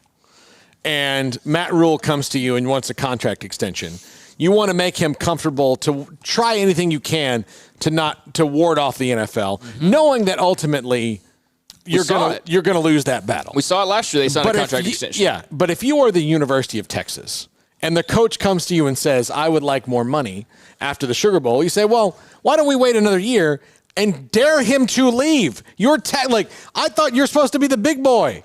Nobody leaves you. Here's the other thing. There are only a handful of jobs that are any higher than Texas as far as the status thing goes. And, with Matt Rule, when he was hired, there was the fear of the NFL, or there was the fear of Penn State calling. And for other schools who have a head coach, it's like, oh, man, I hope his alma mater doesn't call, or I hope, that his dream job of Michigan doesn't come around. Texas is Tom Herman's dream job. He's not going anywhere. You didn't have to convince him to stay. You didn't have to lure off any other threats because there are no other threats. There's nobody. I mean, the only team that would maybe even get an interview with him would be USC. But Texas is his dream job and has been. And so the need that you felt to – that was just a PR thing. That's all that was. Yeah. That was just like, hey, look at us. We just won the Sugar Bowl. Let's sign him to an extension. And now I guarantee you Chris Del Conte regrets that decision because look at the state of them right now, and you're stuck in this contract, and you're at a time where you're not trying to spend a ton of money, but you might have to because things are not going the way you thought they would. He's already not probably let go of his basketball coach because of that, right? Because of COVID and the buyout, and just maybe let Shaka – scratch his way to maybe getting better. Yes. And maybe that'll work out for them in the long run. But. And this has got to be do or die for Shaka. He's got that new, the number one player in the country, Greg Brown, coming in, who was a local guy, so they swooped in and grabbed him. But if they don't make some noise this year, and they might, I think the expectations are that Texas is supposed to be pretty good. But where have you heard that same song and dance before? Every single year of Shaka's tenure, every single year of Tom Herman's tenure.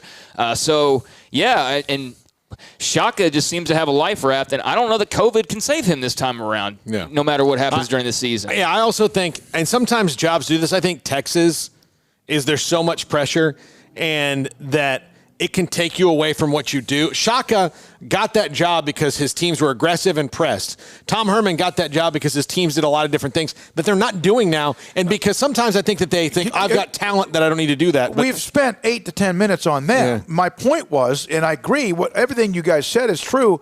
If they lose to Baylor, who hasn't played in 3 weeks and might have issues with numbers, they lose that game at home. I don't care how much of a backing that he has. I'm telling you right now, Mac Brown eventually got fired because he couldn't beat Baylor. Yeah.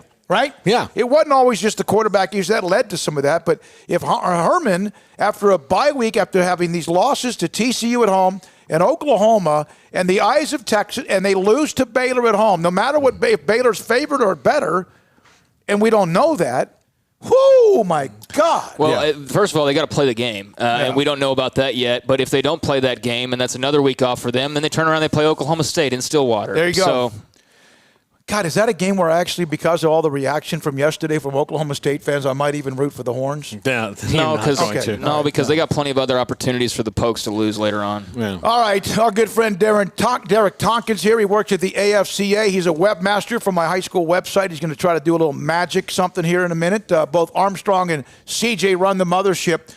We have, normally Mac Rhodes would be the next segment, but he was on with us yesterday, so we're going to come back with a couple at 440,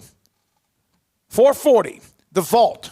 Yes. I have the cassette, by the way, of my conversation with former and late, great Cowboys Hall of Fame coach Tom Landry. I'm going to try to dub that over sometime in the next day or two for us to have for most likely next week. We need to make this clear that you're not interviewing these people now. That would be a miracle. Yeah, that's not happening. We don't have some sort of seance going on or circle or whatever. It's not witchcraft. We're not summoning the dead. This is stuff from a long time ago. 1996 with Joe Frazier after a book he released. And I just happened to run into this stack. And Paul's wanted me to run the Bobby Bowden interviews every day this week. And by the way, pretty good news for him. He turned for the better. I have an interview, and I have not listened to it, with Tom Landry. He was at, what was the name of the Christian Books in Tyler, doing a book signing. This was after he was fired, and I found that cassette. And if I can dub it over, then we'll have that for sometime next week. But because I saw the trilogy that Craig alerted me to last week of Allie and Frazier, I went digging around. I found it. I knew I had it. I found it. I dubbed it over because, Paul, you gave me that machine. And we're going to run that today at 440. And it's just something different as well, just like yesterday with Billy Meyer from the Texas Motorplex. All right. Anything else to get to? Florida has got their issues now. Couple of so tonight, Game 2, or actually in less than an hour, Game 2, Dodgers and Braves. Clayton Kershaw scratched. Yep, not going to pitch. You mentioned the Saints trying to talk to LSU about getting some fans. Well, because New Orleans Mayor's wanting to shut them down, right? Yeah. Also in the NFL, the Jets are trying to trade Le'Veon Bell. Have the Jets made a good decision recently? No. But Matt Rule sure did. Yep. No, he did. He absolutely did. So here's the thing. Think about some of the guys that have been malcontents or troublemakers or just kind of always pissed off. Right? And Le'Veon Bell is one of those. He left the franchise, and they haven't they've not blinked since he left because Connor's really good, right? Mm-hmm. Who are a couple of others that just like forced themselves out? Also, Antonio Brown. Yeah. Who? Jalen Ramsey. Jalen Ramsey's with the Rams. He's doing fine. Yeah. But he was a malcontent for sure in Jacksonville. And now you have the flare-up of a guy that was a fantastic player in Earl Thomas.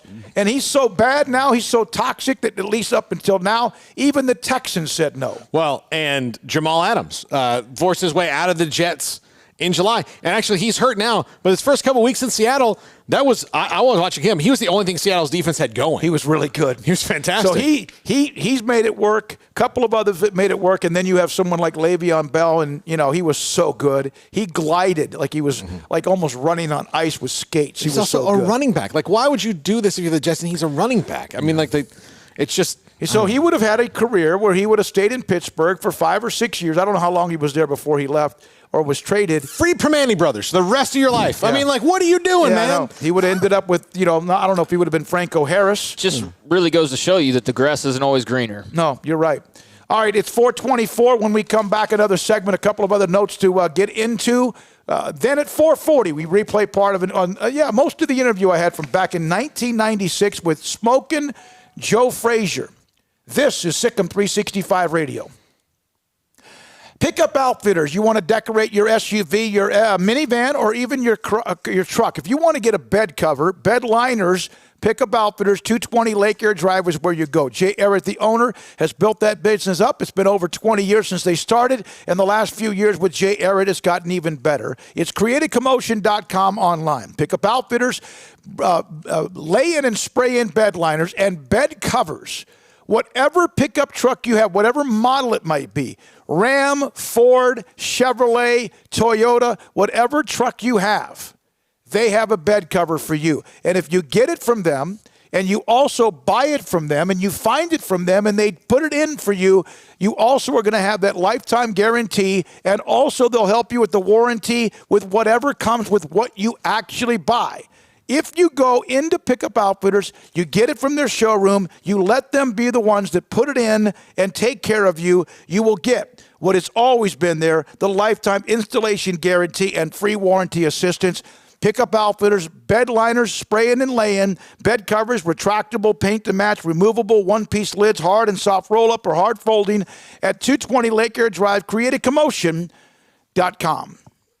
At Baylor University, students find their place to shine. They're faithful friends and inspirational leaders. They're championship teammates and independent thinkers. They're on the cutting edge of high tech and in the halls of history. If you want to make the world a brighter place, you can. And if you want to shine in your own way, you can. The spark you need is already inside you.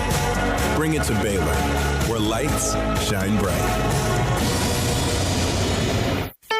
Don's Humidor, your home with a 48-foot walk-in humidor with the elite cigar brands from around the world, including the #1 cigar of the year, Aging Room Cuatro Nicaragua. Plus, they have the great brands like Macanudo and Artur Fuente, Rocky Patel, Aston, and so much more. CBD, great for sore muscles, aches and pains, sleep, Vita Dreams, and anxiety, mild depression, general health and wellness. Their staff very knowledgeable on the subject. If anyone is curious about CBD, ask Carol and Ashley. Don's Humidor in the Townwest Shopping Center off Valley Mills in Waco.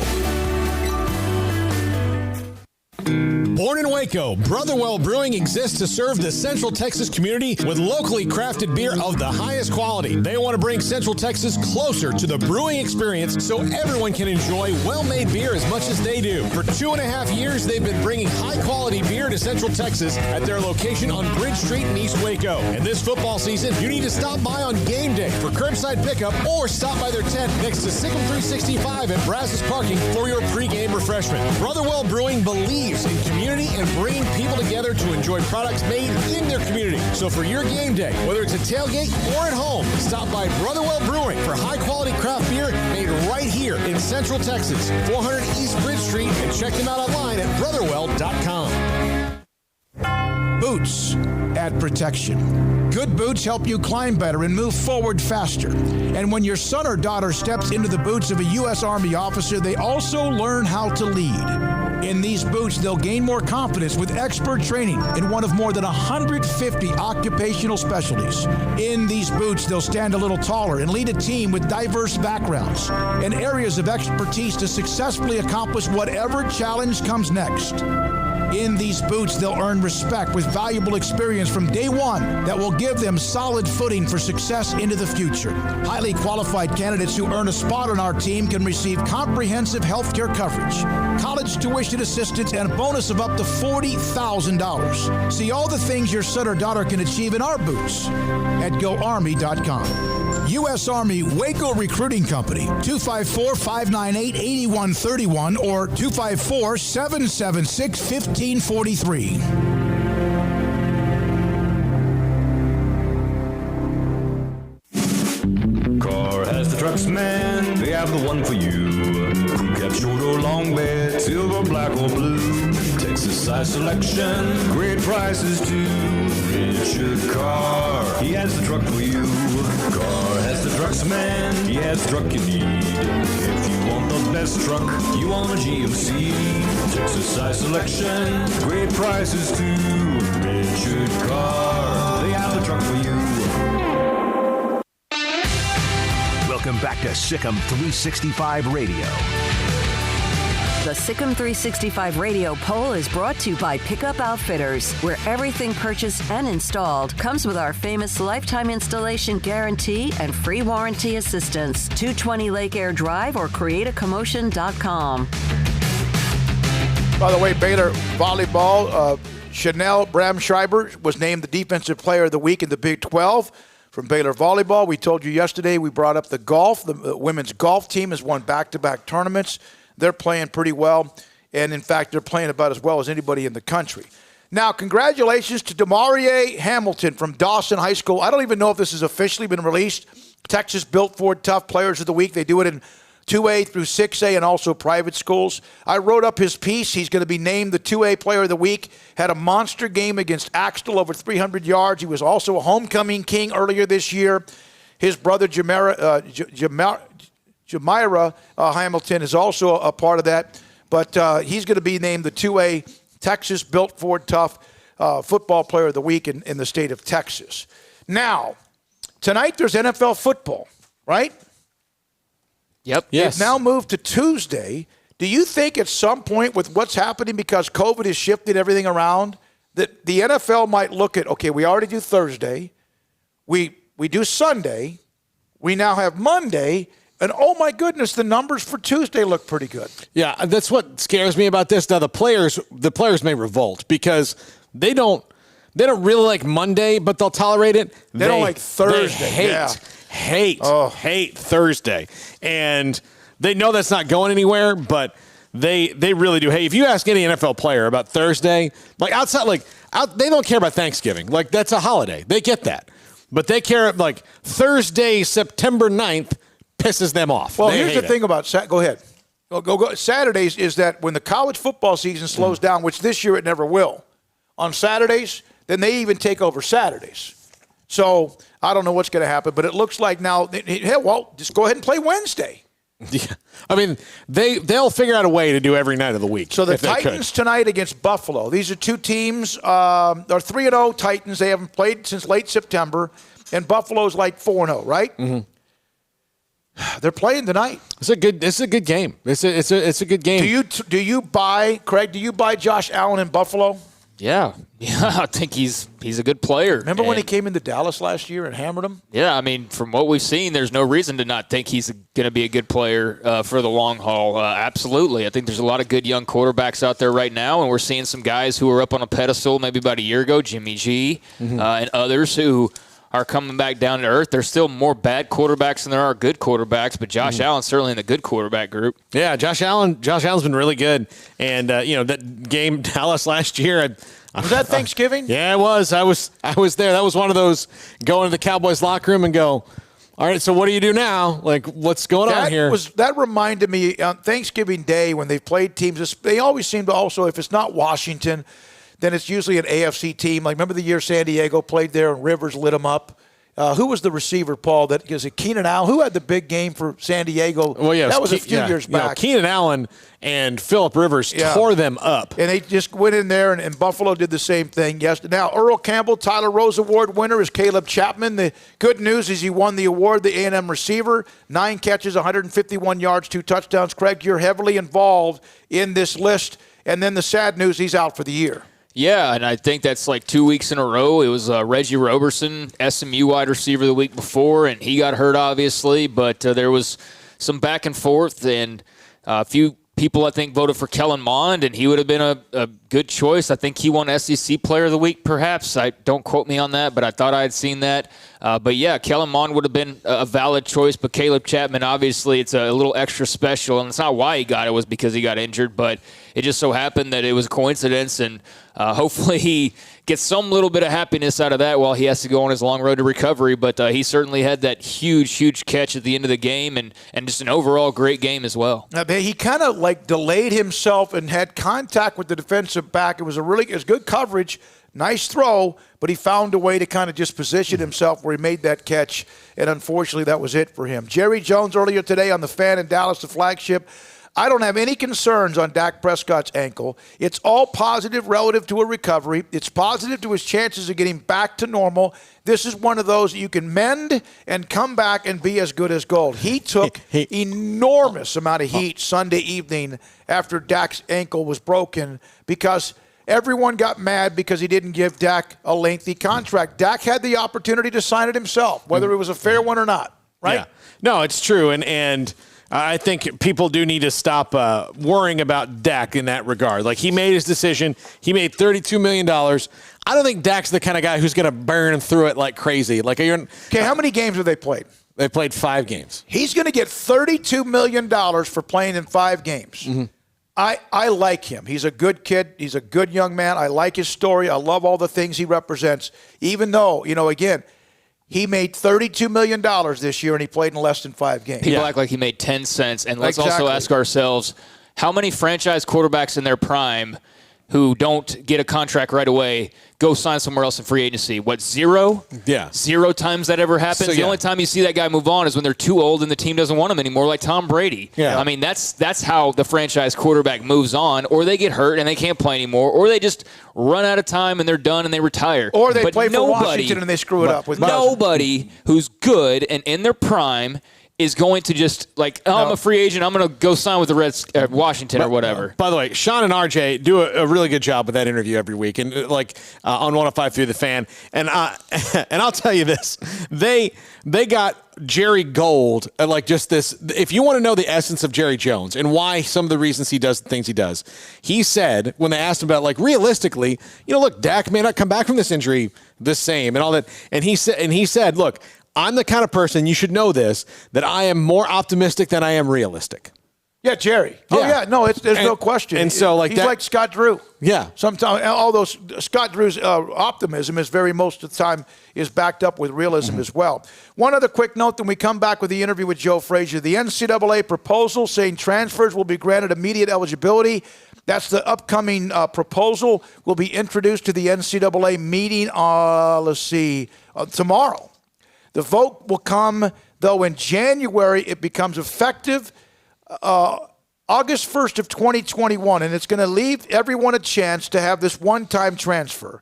And I think you have to make the decision by May 1st every year. This should clean a lot of this stuff up, in my opinion. If you don't have to go through all this rigmarole and find out where you can go or where the one-time transfer, that's it. There you go. No matter what, is that forever or for this year because it's crazy? No, I think it'll be forever. That's what the rule's going to be because they've got to clean this up. They've got to clean it. The NCAA needs to clean this up just so they can stop having to pay lawyers to fight cases. They need to be careful, though, that Division I programs, all of a sudden, they have their signing day, and then they also bring in 13 transfers. Yeah. Now, I know that sometimes you do, the junior college, whatever. This is not that. This is about four-year schools having players leave or come to your program. Should there be a cap on how many Division I or four-year colleges transfers you should have in football? As long as you're in the scholarship. Maybe that's I think as long as you're in the scholarship, then I guess it doesn't matter. They want to play. They want to play. They need to simplify. Simplify. Yep. You're right. It's like this big, huge, thick book. When we come back, I got a box of cassettes. Too many of them. Most of them are high school football games in which Craig was a part of many of those broadcasts as well. Some of them are old shows that I did back from 1990 to 2009. One of them we'll have next week, I'm hoping, if it sounds okay, is Tom Landry, a couple of years and maybe even less after he was fired by Jerry. This one coming up today is Joe Frazier, former heavyweight champion, 1996, had just released a book and had a chance to talk to him on my show in Tyler. That's next on Sikkim 365 Radio. The First National Bank of Central Texas, 5 locations right here at home. Waco, Woodway and Hewitt, China Spring, Martin and Hillsboro. Familiar faces making local decisions, here to help you, your family, and your business. Whether it's great times or tough times, all of us need a bank we can count on. Great people with great technology, dedicated to their customers and helping our area grow. Safe banking in person or use their online and mobile apps. Convenient drive-through and ATMs at all locations. I have been a customer at First National Bank of Central Texas for about 12 or so years now. And you hear that term, familiar faces making local decisions. When you need something done, it's great to have a local bank that knows you and knows your life to help you make that decision. And you're not just some kind of number in a machine at this big corporate, bank. And it's people like Monty Hulse and Randall Crawford and Sloan Keel, Joe Barrow. Mackie Bonner helped me fix my credit a few years ago. Jan Coleman, Link Harris helped me get my home loan. Rhonda Crawford, Brian Hand, Lisa Ogletree, and our good friend Dan Ingham, who used to do what we do and now is making the big money in the banking game, actually, and he's a great guy to deal with. They're all great people at the First National Bank of Central Texas. 5 locations right here at home. Boozers is the wedding ring store and more. If you're ready to get engaged or already married and want to upgrade your wife's ring for a special anniversary, Boozers is the place to go. With the largest selection of premier quality diamond engagement rings and wedding rings in Central Texas. They have 7 cases with over 300 styles of rings from top designers like Natalie Kay. Choose from yellow, white, or rose gold, plus beautiful top quality loose diamonds. With an in-house jewelry, they can also custom make anything you want. Bring in a picture or drawing and let Boozers create your one-of-a-kind pendant or ring. They can even use some of your old gold and diamond jewelry to create something new. At Boozers, you'll find a great selection of quality timepieces, and Boozers is the place for expert watch maintenance and repairs, too. They specialize in expert Rolex watch repair for fine jewelry, watches, custom work, and more. Go to Boozers on Valley Mills and Lake Air Drive in Waco. Boozers, the wedding ring store. How did Edward Jones become one of the biggest financial service companies in the world? By not acting that way. Financial strategies, one-on-one advice, it's a big difference. And that's why Brad Wilson, your Edward Jones financial advisor, makes sense of investing. Experience the difference for yourself. Brad Wilson, 250 Sharon Drive in Woodway, 254-776-4337. Edward Jones, member SIPC. After my first car accident, I feared the biggest damage would be to my wallet. I expected a mountain of bills and a long, drawn-out process. But my Texas Farm Bureau insurance agent was there when I needed her and helped me get back on my feet and in my car in no time. Instead of a hassle, I got reassurance and a quick recovery. Stop by and see our agents at one of our 3 McLennan County locations. Coverage and discounts are subject to qualifications and policy terms and may vary by situation. How often have you said it's time to get in shape? Every day, every week, every month, maybe for as long as you can remember? How about starting today? I promise if you'll just join Waco Regional Tennis and Fitness now, you'll thank me later. Hi, this is David Smoke, offering a variety of 40 group exercise classes every single week, including boot camp on Tuesdays and Thursdays at 5:15, plus spin, body shaping, Pilates, yoga, and bar. And there's a free kids club as well. Waco Regional Tennis and Fitness open Monday through Thursday, 5 to 10, Friday, 5 to 8, Saturday and Sunday, 7 to 7, and personal trainers, Christy London and Randall Court. World-class tennis facility with pros Britt Coleman and Joe Rosa with lessons, camps, and special events. Spacious and clean workout rooms, locker room for men and women, both with a whirlpool and sauna, and now there's touchless bottle filling stations. No intimidation, tremendous camaraderie, an entirely new atmosphere, and yes, you can do this, but you have to walk through the front door. It's time to react today, not tomorrow. Waco Regional Tennis and Fitness on Lake Shore Drive in Waco. At Ideal MRI, we feel blessed to be part of the Waco community. We're a small family business here in Central Texas. At times like this, the cost of healthcare has never been more important. And unfortunately, significant illnesses and injuries still occur. And that's why Ideal MRI is open and here to serve you through this difficult time. So if you need an MRI, ask your doctor about Ideal MRI. You can schedule online in minutes at idealmri.com or call 833-IDEAL-MRI. Welcome back to Sikkim 365 Radio. The Sikkim 365 Radio Live Guest VIP Hotline is sponsored by Stonewood Dental. We are all in this together. All right, we're back as we close out this 4 o'clock hour. Paul Catalina, Craig is out for something. Derek Tompkins here, Armstrong and CJ as well. So I've mentioned this a few times. A lot of people on the board said do it, and so that's what I did. I put up a note. I have this old interview with Joe Frazier. It's 1996. Paul, what's the name of the book? It is Smokin' Joe Frazier, the autobiography. All right, so he sends this book. He puts the book out. My producer back then in 96 was Dafford Morgan. He contacts the publisher. He gets Joe Frazier locked in. He's my all-time favorite athlete of everybody. Ahead of Sonny Jurgensen, who I met in San Diego at a Super Bowl one time, walking in to a steakhouse, and then Frank Howard of the Senators. And you're going to hear me. It's disgusting. I'm gushing all over him. Here's the conversation as we go into the vault next week. I'm hoping I can get the one I have with Tom Landry set up. Here's the conversation. This is 24 years ago with the former heavyweight champion, the late Joe Frazier. Smokin' Joe Frazier, the ex-heavyweight champion, now joins us live. And How are you? Hey, Smokin' Joe, how you doing? Hey, not bad for an old guy. How y'all doing out there in Longhorn State? Well, we're doing okay. Joe, man, I tell you what, I'm not supposed to admit this, but this is a thrill for me to be able to talk to you. You are my hero. Hey, man, it's always just nice to talk to great people and fine people and people who wants to be fair with around the world and call the shot just like it is. You know what I mean? Yes, sir. And it's always nice to come out of the Longhorn State. I love it out there. I fought out there a couple of times. One time, anyway, the guy lasted about 1 minute of the first round. And let's say I've been out there many times before with the band. I've been out there with the boys for the amateur team. So now, let's talk. Okay, let me ask you a question. You have been really out of fighting as a fighter for quite some time, but you always are involved in training fighters. That's right. Why did you write the book at this particular time? Beg pardon? Why did you decide to write the book now?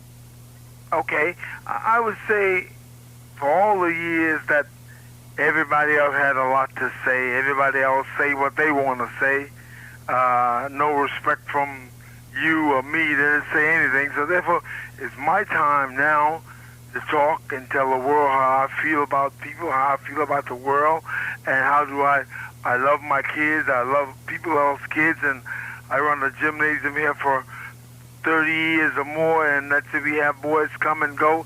And I say all the great champions have come out of Philadelphia, have walked through my gym. So therefore, I just want to be able to tell the people how I feel about life.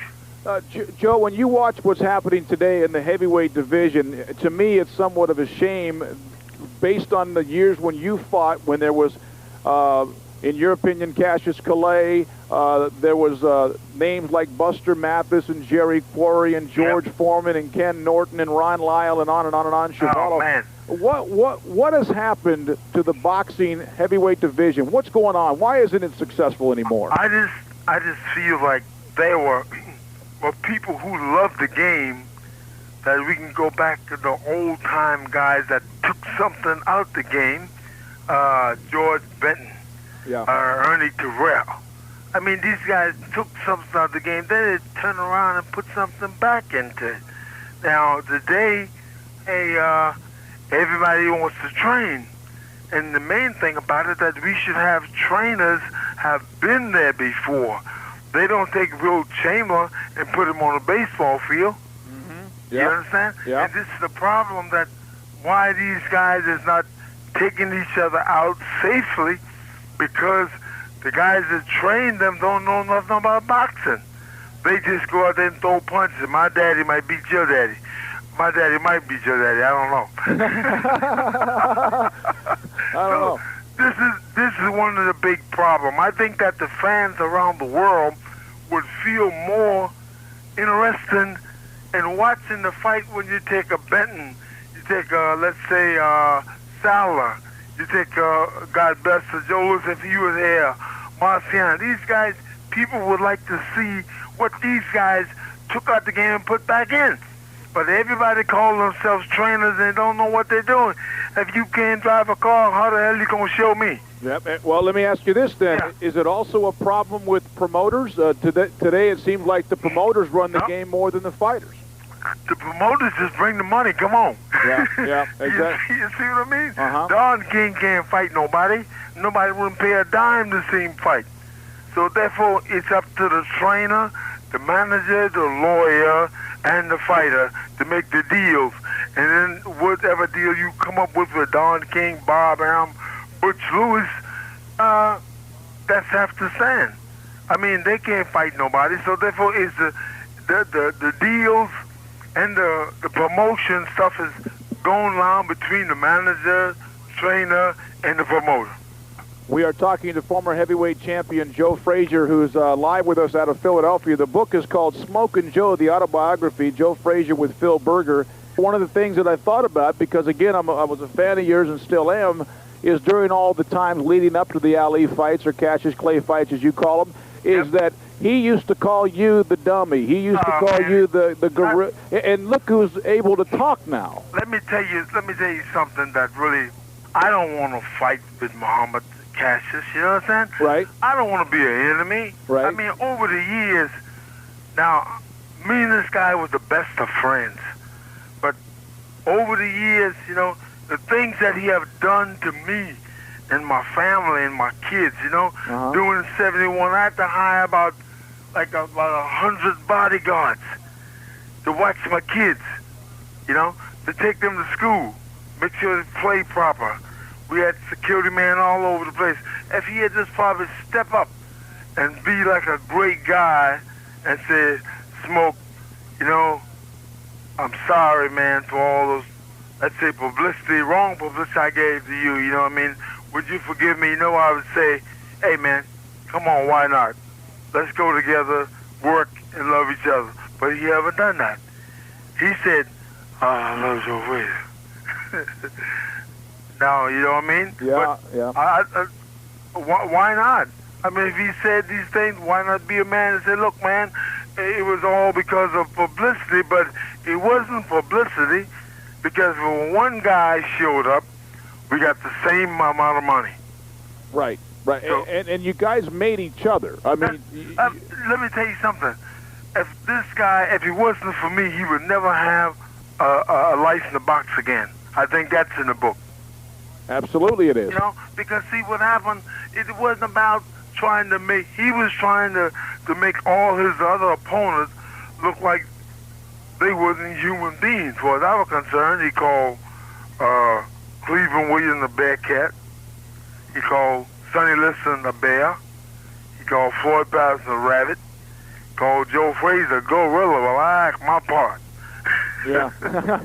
Joe, let's take you through the 3 alley fight. Well, no, I want to start earlier than that. I want to take you to Buster Mathis because that was the championship fight for you. Okay. That was when you started you had recognized name because of the 1964 gold medal you won. Right. Take me to that Buster Mathis fight because he was a lot different fighter than maybe a lot of people realize. Buster was a dancing bear. You know, Buster was a guy that moved a lot. He wasn't an easy target. Buster was otherwise to get him off and move. Get him off and move. Well, my idea was to slow him down wherever I can. I figure if I beat to the body, the late great Yank Durham always say, you kill the body, the head will come down. So therefore, I beat him in the body for like maybe 10, 11 rounds. And then he come down, I hit him with that elbow.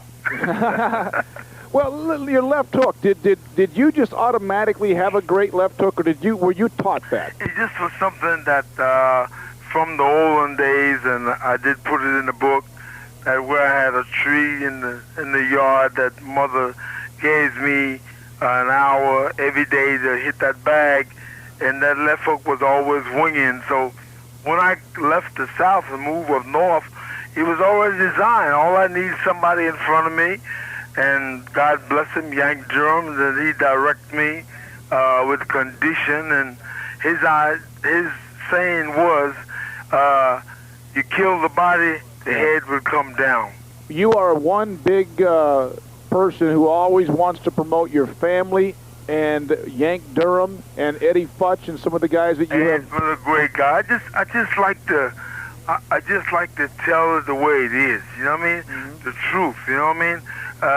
Sometimes it makes you a bad guy when you sit back and then you tell how the whole story is put together, and people themselves have seen it maybe a little different.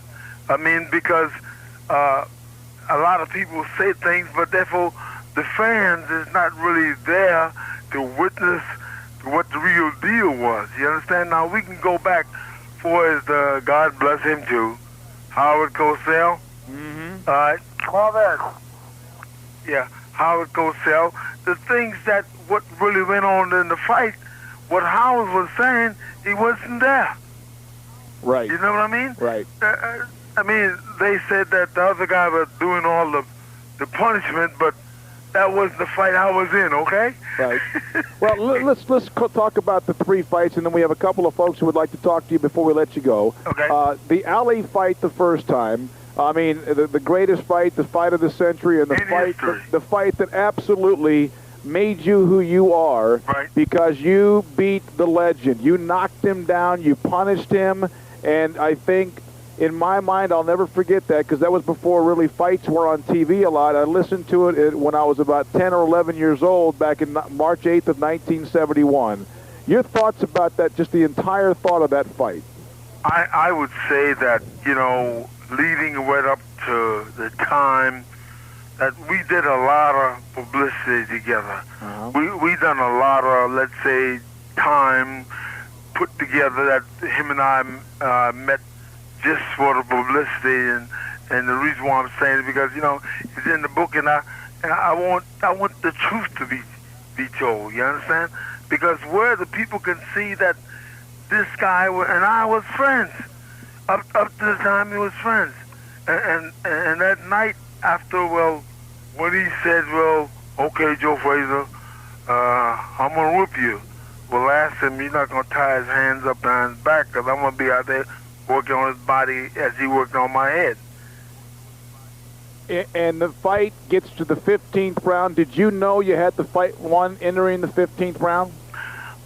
Listen, I would think, man, that I had the fight from bell one. Right. You understand? A lot of people just didn't really pay close attention at that time because maybe they wasn't there. Maybe they didn't have the love, finance to get to see the fight. But I'm telling you, this guy got hurt every time, 3 times every round, 3 and 4 times every round. And the way Howard was calling the fight, I'm saying, what am I supposed to be, the towel boy? Yeah. Was that guy that brought the water? I must be the guy that brought the water. I wasn't fighting. it seems like they had to fight like all wishy-washy around. You understand? A lot of people, I'm sorry, a lot of people lost a lot of money. You hear what I say? Mm-hmm. Yep. A lot of money. Matter of fact, I know 2 people died at ringside in 71. Is that right? They died at ringside. Because of the money they lost? But I don't know which way he had his money bet, but if he was betting against me, I think he had a reason to go. Do you feel like the second fight was something, no matter how well you fought, you were going to lose that fight to the judges? The second fight, all I had to do was fight 3 or 4 rounds, 5 rounds, and he had to fight to win. You know what I mean? Yep. Because number one, from what I see and what I listen to on the films over the years, I'm saying to myself, what are these guys looking at? What do this announcer see? What is the problem? How come he can't see that I'm firing shots at this guy? And I mean firing and hurting him. And he mugged me all night long and didn't get penalized for it. Joe, the final thing, and then we'll take a couple of calls for you. Ali Frazier 3, to me, in a way, even though you lost the fight because you couldn't go on, to me sums up what Joe Frazier was all about as a warrior. Would you agree? I agree that, I come to get the job done, and I want to please the fan. I want to please, the people who pay their money to see a good fight and fair. I don't want to dance. I don't want to hold. I want to give them their money worth. And I would say over the years, I just want everybody to understand that I was great, I was fair, and the only time I'm looking down on a man, I'm bending down to pick him up. George Foreman was the one person that just didn't match up well for you. I'm sorry, I had to bring it up. Now, what happened there? I mean, Like a rhinestone cowboy. Getting cards and letters from people I don't even know. Okay. It was such a shock what happened. I know it had to be to you. I would say that, I don't have anything to be ashamed of for George concerned, because look at him now. Yep. The guy's still going, and you're talking about maybe 30 years almost later, and he's still got his hands up getting the job done. So I really can't see anything wrong with it. I'm not ashamed of it. I tried him twice, but if he don't quit using those shots of knocking me down 7 times and behind my head, I'm going to the church to preach. Joe, you heard what I say? Yes, sir. I'm going to the church. I just sit and not beating him up, okay? I hear what you're saying. You are a very happy. You seem to be having a great time with your life. You just seem to be always full of life right now. I would say because I got nothing to be ashamed of, and therefore I got nothing to hide, I was born and raised under animosity, and you name it, but therefore I love people. And when the Lord put us down here, he said, go down there and live among your people, show them how to live and love. So this is what I'm all about. Thank you very much, man. Okay, have fun there. And I tell you what, thanks for being a part of the show. It's a real thrill for me. Hey, man, it's a pleasure talking to you. Thank you. Tell everybody I said hello.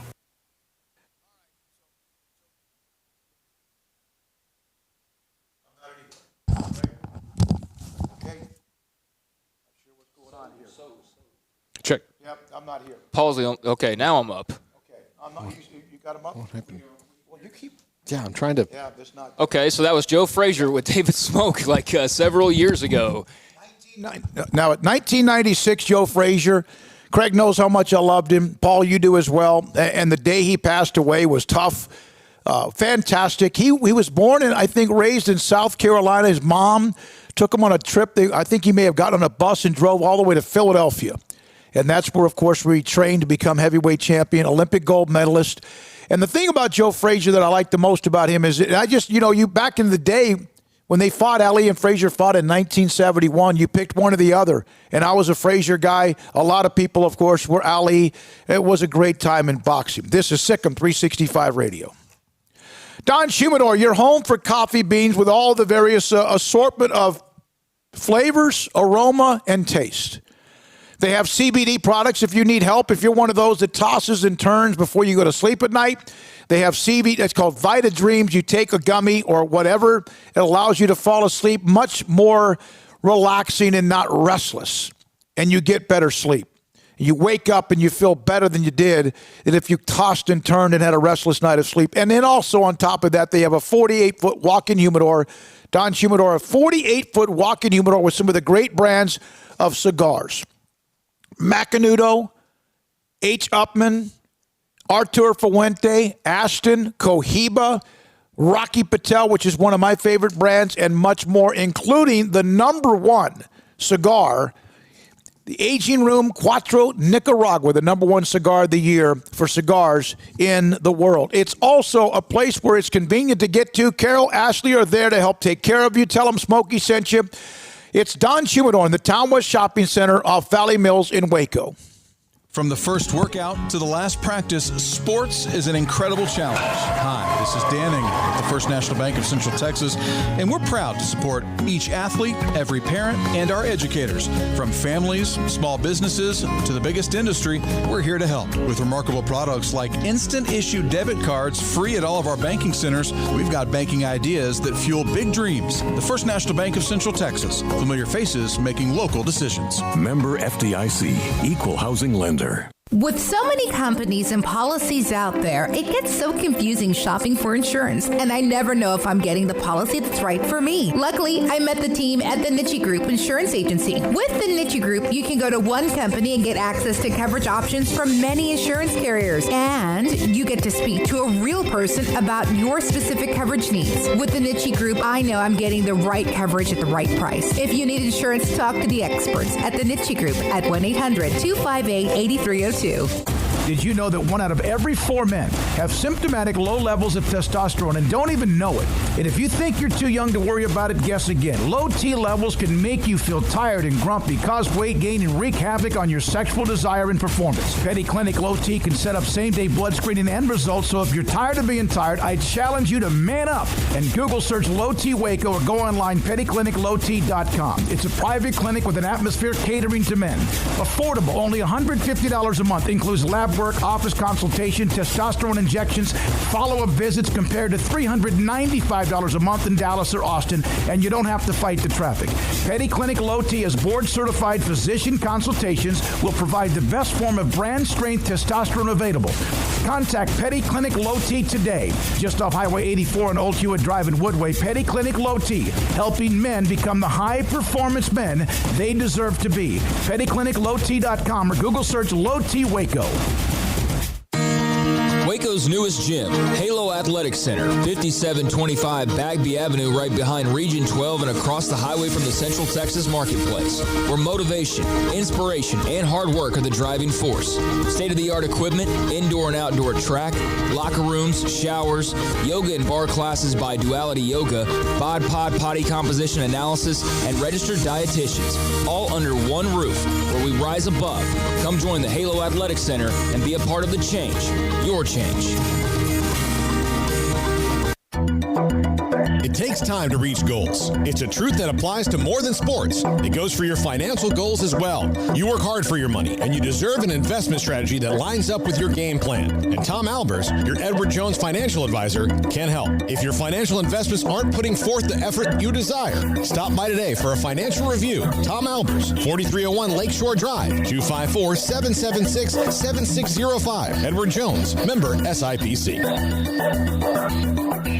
Employee pricing is back at Allen Samuels, exclusively on the king of minivans, the new 2020 Chrysler Pacifica. Get employee pricing plus financing as low as 0% or employee pricing and up to $4,250 in cash. You get Pacifica loaded up with style, comfort, and options all in one gorgeous minivan. Employee pricing with special financing or cash. Choices are always great at your friend in the car business, Allen Samuels. Stepping into the boots of a U.S. Army officer can add confidence and leadership skills to your son or daughter's career path. See all the things they can achieve in our boots at GoArmy.com. U.S. Army Waco Recruiting Company, 254-598-8131 or 254-776-1543. Welcome back to Sikkim 365 Radio. It's time for our weekly segment with David Hellman of DallasCowboys.com. Prescott breaks the tackle.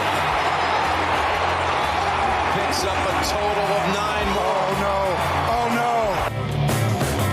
The 5 o'clock hour is sponsored by Edward Jones Investments with financial advisor Tom Albers, staying in touch with you and your money through these difficult and changing times. Edward Jones, making sense of investing. Here's David Smoke, Paul Catalina, and Craig Smoke. All right, here we go, this 5 o'clock hour. David Hellman, DallasCowboys.com. John McClain will join us at the bottom of the hour. And obviously, the story of the week, the Cowboys do get the win. They lose quarterback Dak Prescott. David Hellman joins us on Sikkim 365 Radio. David, it was gruesome. We all know the injury and all that happened. Could Andy Dalton end up being the best signing the Cowboys had in the offseason? Yeah, I think he probably already is. With all due respect to Aldon Smith and, somebody else I'm probably forgetting. But, I mean, just the fact that we're talking about the Cowboys having a chance to remain competitive is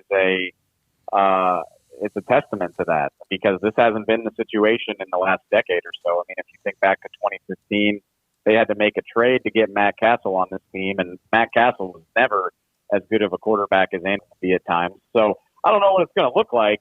But the fact that you're not just closing the book on the season altogether, like I said, it's a testament to what a good idea that was. With Dak Prescott's contract going forward, David, I don't see that there's any reason that he would, like the Cowboys would ever let him walk. Jerry Jones was, more optimistic than realistic is one of the things he said today on his interview. And I just, even with the injury and everything, I just don't see a scenario where they let him walk. It's funny. I mean, for a few hours on Sunday night, I was nervous for Dak because, it looked like the type of injury that might really mess up your career. It was ironic that Alex Smith returned for the first time in 2 years on the same day. But, once the news started to trickle out that he had a clear path to recovery and, very optimistic that things were going to be okay for him, I don't think his contract situation is really any different. I think, the Cowboys are definitely going to tag him to keep him from being able to leave in free agency.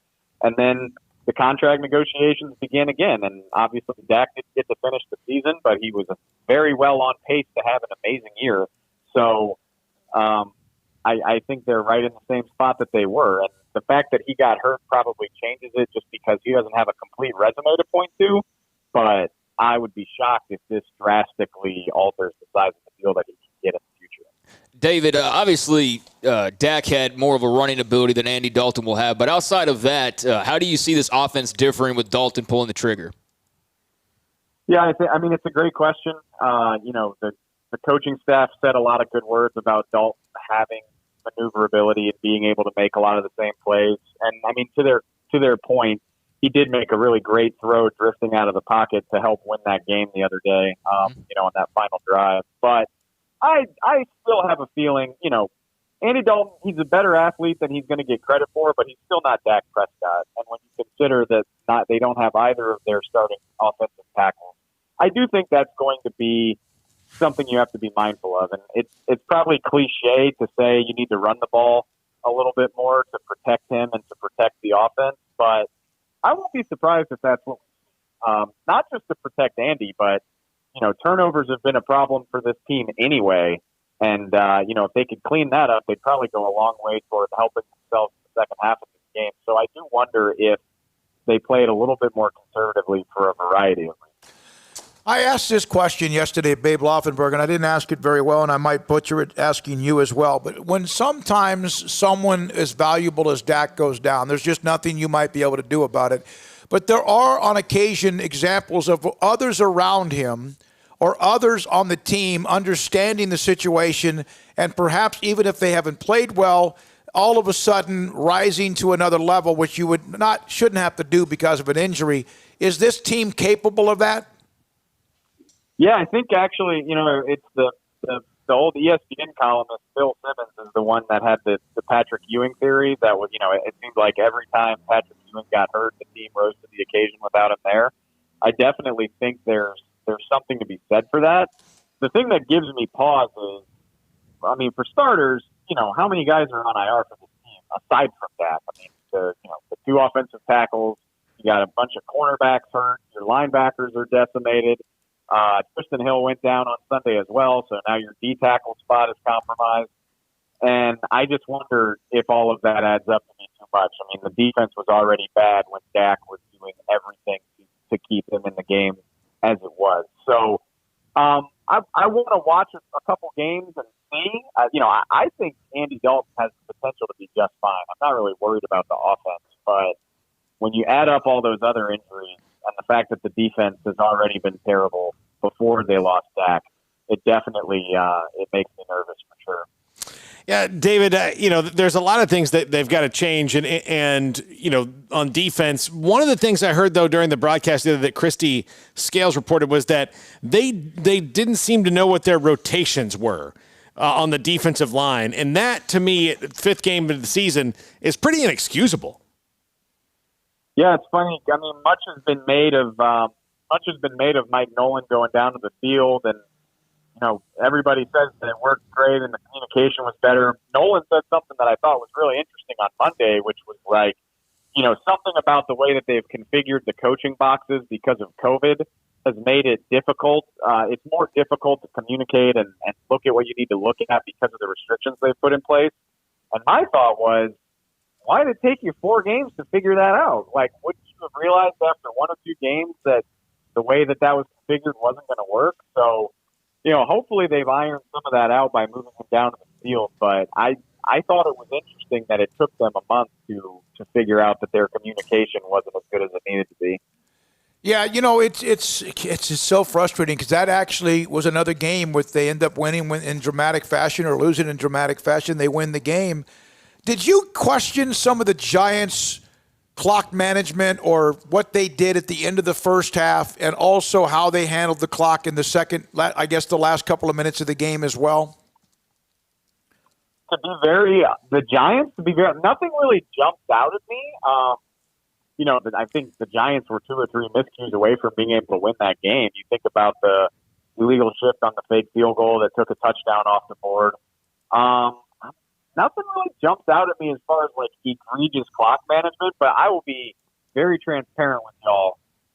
My focus was very shook in the second half of that game after the Dak injury. I'm not sure I've ever been less focused on a regular season game while we were, trying to gather information and kind of digest the Dak news. I think I even said on Twitter, I was like, holy crap, I thought there was still like 10 minutes to play in this game. We're like inching toward the 2-minute warning. So I'm willing to admit that, a good chunk of the second half of that game kind of got away from me. I asked this to Paul, and he asked it to Orlando Skandrick, who he does a podcast with. At the end of the half, Paul? Mm-hmm. Giants had held Dak to 91 yards passing. They drop into this deep safeties at the end of the second quarter. Dallas is at only like their 20, 25-yard line. And, they get 26 to CeeDee Lamb, and then they get 12. And it's almost like, why you played so – I get the prevent. And if you get burned for a long touchdown, you get criticized for that. But why give up so many chunks of yards? There's deep – and their deep safeties were like they're deep enough to field a punt. Prevent prevents you from winning. That's a cliche, but I completely subscribe to it. Unless it's like a true Hail Mary situation, I've never really understood that. So I completely agree with you. And yeah, obviously a huge sequence allowing them to move down the field as easily as they did. So yeah, I would say I agree. Anything else? This week, Kyler Murray and the Cardinals. There's no breaks for the Cowboys defense, is there? When it comes to, is there a game where they can maybe get better? You would have thought it would have been this last week against the worst offense in the league. It's fine. I'm going to sound crazy, and that's okay. But like the the scoreboard sort of lies to you about the way the Dallas defense played in that game. Like, you see 34 points, and obviously, like, your immediate reaction is that it's terrible. 10 of that was gifted. You know, they Dak threw a pick six, and a dumb, too many men on the field penalty moved them into position for a field goal when they were about to punt. And then Andy Dalton fumbled on one of his first series to set them up on the Cowboys' 20-yard line. So 17 of 34 points are a direct contribution of miscues from the other phases of the ball. Giants only had 300 yards. They only ran for 3.3 per carry. So it's interesting that, you know, as bad as it looked on the final score, I'm not sure they were terrible. Having said that, that is an awful Giants offense, and it's only going to get worse from here. And, yeah, I mean, you know, they were having, you know, they pressured Daniel Jones, but they couldn't get him on the ground. Well, have fun with Kyler Murray. Yeah. That's going to be a nightmare for them. And if they can't if they can't get him on the ground or force him into throwing the ball away, you know, you talk about guys that extend plays. Daniel Jones did that a lot. And now you've got a guy who's faster and more athletic than Daniel Jones and a way, way better receiver core. So what we've seen with the busted coverages so far through the first 5 games, I have to assume it's going to be pretty ugly on Monday if they don't do something to clean it up. What were your thoughts of Kyler Murray? Obviously dynamic from the time he was at Allen High School, what he did at Oklahoma, won the Heisman Trophy. What were your thoughts about him coming out of what he would be, how much of an impact he might have in the NFL? I'm going to sound crazy again. I'm not saying he's going to be the best player to ever play quarterback, but it kind of reminds me of LeBron James because, I mean, like living here in DFW, I've known who Kyler Murray was since like 2013. Like since he was about 13 or 14 years old, I've known his name. Yep. And he killed everything at the high school level. He never lost a game. He won 3 state titles. And then you say, all right, let's see how you do. Let's see how you do in college. Let's see if you're really as good as the hype. Oops, he won the Heisman Trophy for one of the biggest programs in the country. Totally delivered on that. Let's see how you do in the NFL. Number 1 pick overall. You know, he's like 5'10". He looks like he's going to get killed in the pro game, and he wins Rookie of the Year. And, you know, I don't know if the Cardinals are going to be great, but they're certainly competitive with him playing. So, you know, for as long as he has been hyped, he has delivered on it to this point. So I wouldn't feel comfortable betting against him, that's for sure. Thank you, David. Appreciate it as always. David Hellman with us, DallasCowboys.com on Tuesdays at 5 o'clock. One of the analysts that give us Cowboys coverage, and what a week it's been after the win, the loss of Dak, but a win. Boy, imagine if they had lost Dak, and then they still would be a half game back of the first-place Eagles, who are 1-3-1. Cowboys now lead it at 2-3, and the Cardinals coming up on Monday night. Coming up a little bit later on, John McClain of the Houston Chronicle, Paul Catalina, Craig Smoke. I'm David Smoke. The news today, the biggest news of the day, Astros play tonight, but the biggest news is the University of Florida has suspended their football activities because of an uptick in what's happened on campus as far as with the football team and their game with LSU, obviously in danger. Texas A&M's come out and said that they don't have any kind of uptick so far, but they, like everyone else, and the SEC has set league rules like most conferences do for testing. But as of their most recent results, A&M seems to be in the clear, and it wasn't. Looks like it could appear to be more of a Baylor, West Virginia situation where Baylor got hammered. And we don't know Florida's numbers. They won't reveal those. They're just saying that there's an uptick. They're not saying anything about like, hey, there's 20 guys or there's 10 staff or there's whatever. And we'll never know because they're not going to divulge that information. But, so far A&M looks to be okay. And obviously there's more tests to be done, I think, including coming up on Wednesday or coming up tomorrow. So we'll see if they can get out of this in the clear. All right. When we come back, John McClain, the Houston Chronicle, a couple of notes before him. Paul Catalina, Craig Smoke. I'm David Smoke. Thank you for watching and listening, and we'll be back with more. This is Sikkim 365 Radio. If you're looking to sell your home, if you're in the market to buy a home, which you probably do at the same time, when you're buying a new home, you sell the one that you're in, then you need to call my friend Lance Donaldson at eXp Realty, and he will hook you up. 254-214-3713, online at lancedonaldson.exprealty.com, and he can help you out, whether you're looking, if it's McLennan County, if it's Limestone County, he's got listings all over the place. You can see some of the fantastic ones he has on that website. And he's a great guy. He's a great listener. He's going to hear everything you have to say about what you want in a home, and he's going to help you find that dream home. You're going to have fun hanging out with him and looking at houses as well. LanceDonaldson.exprealty.com or give him a call, 254-214-3713. With so many companies and policies out there, it gets so confusing shopping for insurance, and I never know if I'm getting the policy that's right for me. Luckily, I met the team at the Niche Group Insurance Agency. With the Niche Group, you can go to one company and get access to coverage options from many insurance carriers, and you get to speak to a real person about your specific coverage needs. With the Niche Group, I know I'm getting the right coverage at the right price. If you need insurance, talk to the experts at the Niche Group at 1-800-258-8302. Ideal MRI is a small family business right here in Central Texas. We're open to support you while lowering the cost of healthcare bills. When you need an MRI, ask your doctor for an Ideal MRI. Visit us at idealmri.com or call us at 833-IDEAL-MRI. Riverbend Liquor and Wine has their easy-to-access drive-thru open and convenient and clean in-store location on the corner of Lakeshore Drive and North 19th Street in Waco. Riverbend Liquor has the best and most extensive variety of craft beer selections in Waco, and Balcones whiskey, including single malt, pot still, baby blue, rye, brimstone, and the all-new lineage in stock. Riverbend Liquor and Wine, family-owned and operated, and a hidden gem in Waco on Lakeshore Drive and 19th Street. And find out more on Facebook and Instagram. It's the heat of the summer, but the real heat is what you're cooking on the grill, smoker, or in the oven. So Waco Custom Marketplace can be your go-to playmaker for summertime grilling. You can't go eat anywhere else? Be your own chef with custom ordered and cut ribeyes, sirloins, fillets, New York strips with a focus on high-quality beef at a competitive price. Waco Custom Marketplace also has fresh deli cuts with sliced turkey, ham, pepperoni, or corned beef. Waco Custom Marketplace also your home for the freshest seafood in town.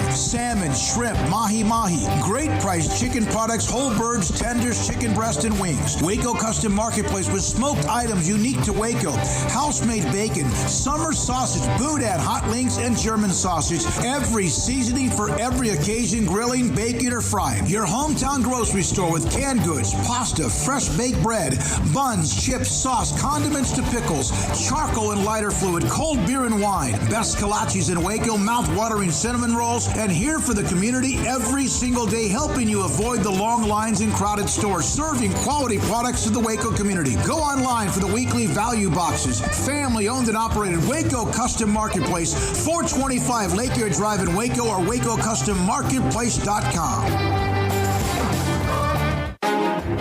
Texas Board Certified Personal Injury Trial Lawyer and Baylor alum David Willis and Baylor alum Parker Willis are ready to help if you or a loved one has been wrongfully injured in an auto accident, SUV rollover, industrial accident, 18-wheeler crash, or were seriously injured by a defective product or recalled drug. Call them for a confidential and free case consultation at 1-800-GOT-HURT or visit them at TexasTrialLawyer.com, principal office in Houston, Texas.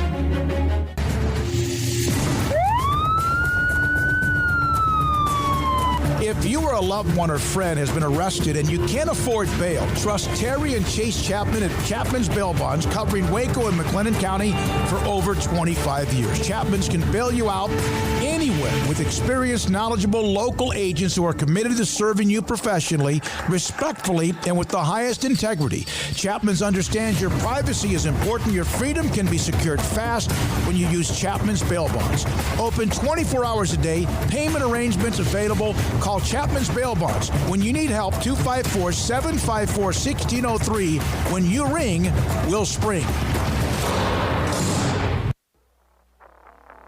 Welcome back to Sikkim 365 Radio. The Sikkim 365 Radio app is sponsored by Alan Samuels Dodge Chrysler Jeep Ram Fiat in Waco. Your friend in the car business at Loop 340 and east of 84. Come by. Let's be friends. John McClain of the Houston Chronicle will join us momentarily. He will be here, and then obviously the Texans got themselves back on track, or at least it appears as if they did. Deshaun Watson had a big day as the day or the week or game after they fired Bill O'Brien, and we'll hear from John as well on Dak Prescott's injury and much, much more. So you know, when Dak Prescott went down, the initial part, my first thought was they have Andy Dalton. And I know that, think of it, tell me another of the 32 teams who have a better backup than Andy Dalton. Let's see.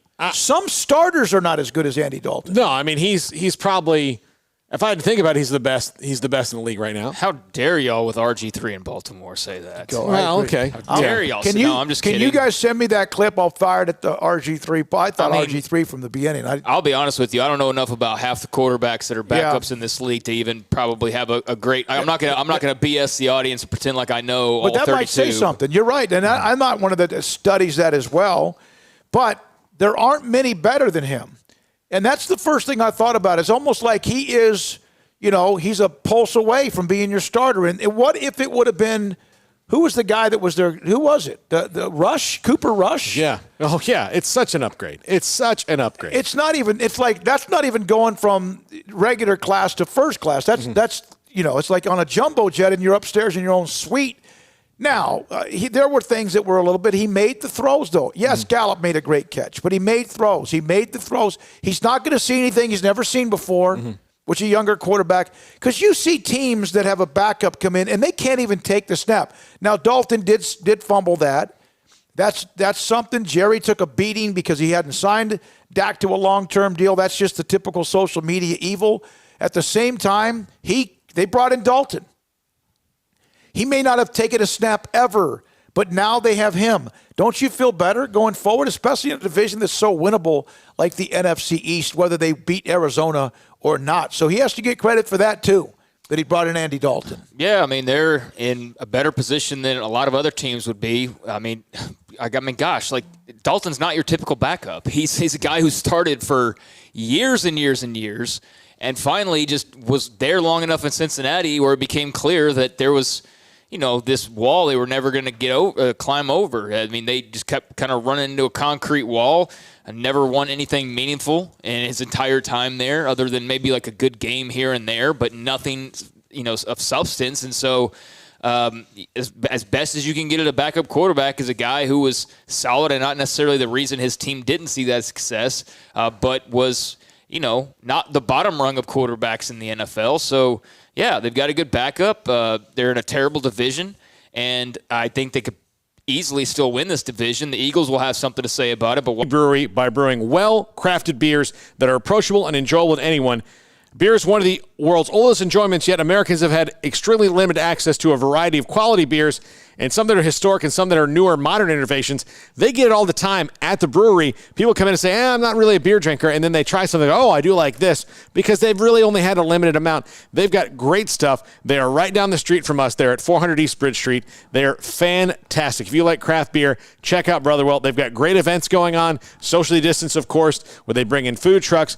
For information on that, check out brotherwell.com or just follow them on Instagram. You'll see all of their stuff. They got a great Instagram feed.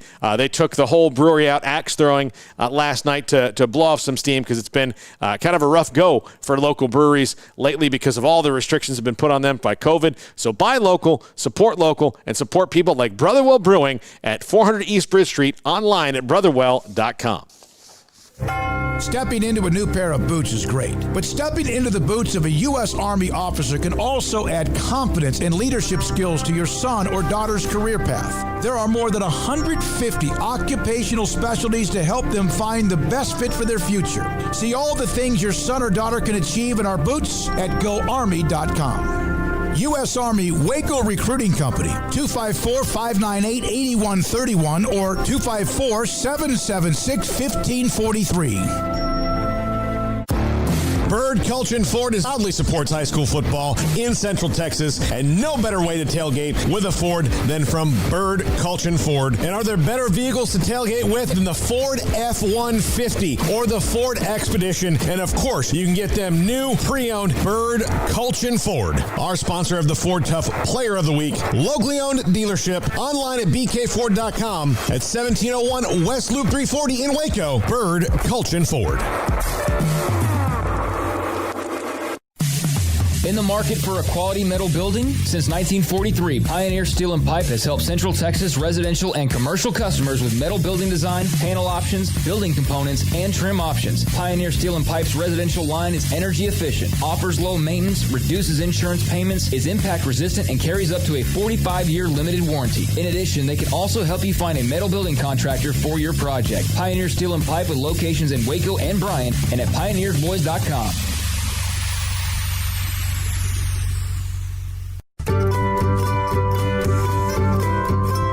You want to know why Stonewood Dental is so successful? Listen to what happy customers have to say. Pleasant. It's different than any other dentist office. I really feel like they care. And it's not that you're here for 2 hours waiting on someone to take care of you. It's quick and easy, and I bring my kids, and my kids love being here too. They really love the treasure box. Staff is really nice and accommodating, real friendly. You feel more like home. It's not sterile looking. Everybody has their own personalized rooms with decorations and decor, and they'll even have a blanket for you when it's cold. I've recommended people to actually come here, and they are patients now. I really love it here. It feels like family. Learn more, stonewood-dental.com.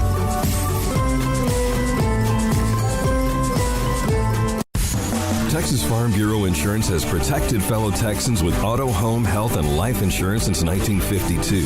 With more than 260,000 square miles of land and 27 million people, that's a lot to cover. Whether you're wrangling cattle or wrangling kids, we're proud to protect Texans in all Texan ways of life. Stop by and see our agents at one of our 3 McLennan County locations. Coverage and discounts are subject to qualifications and policy terms and may vary by situation. Southwest Sports Medicine and Orthopedics, the team physicians for Baylor Athletics, specializing in diagnosis and treatment of any and all sport-related injuries, celebrating over a decade of service to Central Texas. They tackle all surgical and non-surgical problems that arise from an active lifestyle. Trust the doctors that Baylor trust, and when injuries sideline you, don't wait for Monday. Join us at 8:30 on Saturday mornings for a post-game injury evaluation clinic. Southwest Sports Medicine and Orthopedics. We get you back in the game. Watson wide open over the middle as Fells. Breakdown defensively, and Fells makes him pay. Touchdown, Houston. Welcome back to Sikkim 365 Radio. It's time for our weekly segment with John McClain of the Houston Chronicle, brought to you by Pioneer Steel and Pipe, where customer service is their main focus, and best in metal, steel, and pipe for large or small projects, with 2 locations in Waco and Bryan. Family owned and operated since 1943. All right, John McClain, Hall of Fame writer, Waco, Texas, Trib alum, Baylor alum, joins us on Sikkim 365 Radio. John, the Texans needed desperately to have something good. They fired Bill O'Brien. They win the next game. Romeo, people like, whether long-term or not, they're going to rally around him. What was the overall thought after the game, and how much did Credell have to do with that? Well, first of all, the Texans beat the Jaguars, and they're just a little better than the Giants. But the fact is, the Cowboys and the Texans needed victories, even though the Cowboys lost Dak Prescott. And I think Andy Dalton is going to do a lot better than people think, because I've watched him since he was at TCU. But anyway, Texans, Romeo Crennel. I tell people, if you don't like Romeo Crennel, you don't like Santa Claus. Somebody likes him. One of the greatest defensive coaches in history. Got a Super Bowl ring for every finger on one hand. And he's the perfect remedy to Bill O'Brien. His personality is the opposite. After the game, Romeo's dancing in the dressing room, 73 years old, oldest coach in history, and he's dancing, and the players are eating it up. Now, does that help them beat Tennessee? I'm sure it won't. They beat the Titans up there last year, lost by 3 the year before, but the Titans, and we'll know more about them tonight when they play the unbeaten Bills, but it's fun at least for a week. Did Tim Kelly change up his play calling because he wasn't under the iron thumb of Bill O'Brien? Well, that's hard to say, Paul, because they threw the ball down the field more than they had. They didn't run David Johnson on first down for 2 yards. which I promised to throw up like I did last week when I said if they ran him for 2 yards on first down. He actually did some play action, and Watson threw a perfect pass down the right sideline for 41 yards to Brandon Cooks, and everybody almost fainted. They've never done anything like that. Cooks had 8 catches, 161 yards, and a touchdown. They had 3 touchdown passes, 486 yards, third most in history. Watson threw for 359, first time he's had back-to-back games of 300 since he played the Colts and the Cowboys at the start of the 2018 season. So it looked maybe it was because of the Jaguars, because they were missing 3 key players on defense because of injuries. I was more impressed with what the Texans defense did to Jacksonville's offense, which was not missing anybody and was held at 10 points fewer than they came in averaging. But they got the Titans and the Packers in the next 2 games, and odds are they're going to be 1-6 at their bye week. But if they could somehow win in Tennessee for the second year in a row, there would be quite a buzz for the Packers game at NRG Stadium. John, did you have to do a double take when the Texans finally got a turnover?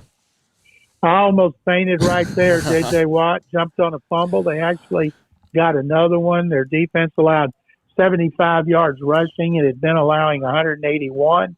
It was the fewest yards they allowed rushing since the 9th game of last season against Jacksonville in London. So they had their season high in yards rushing, and they had a lot of things. It was season high.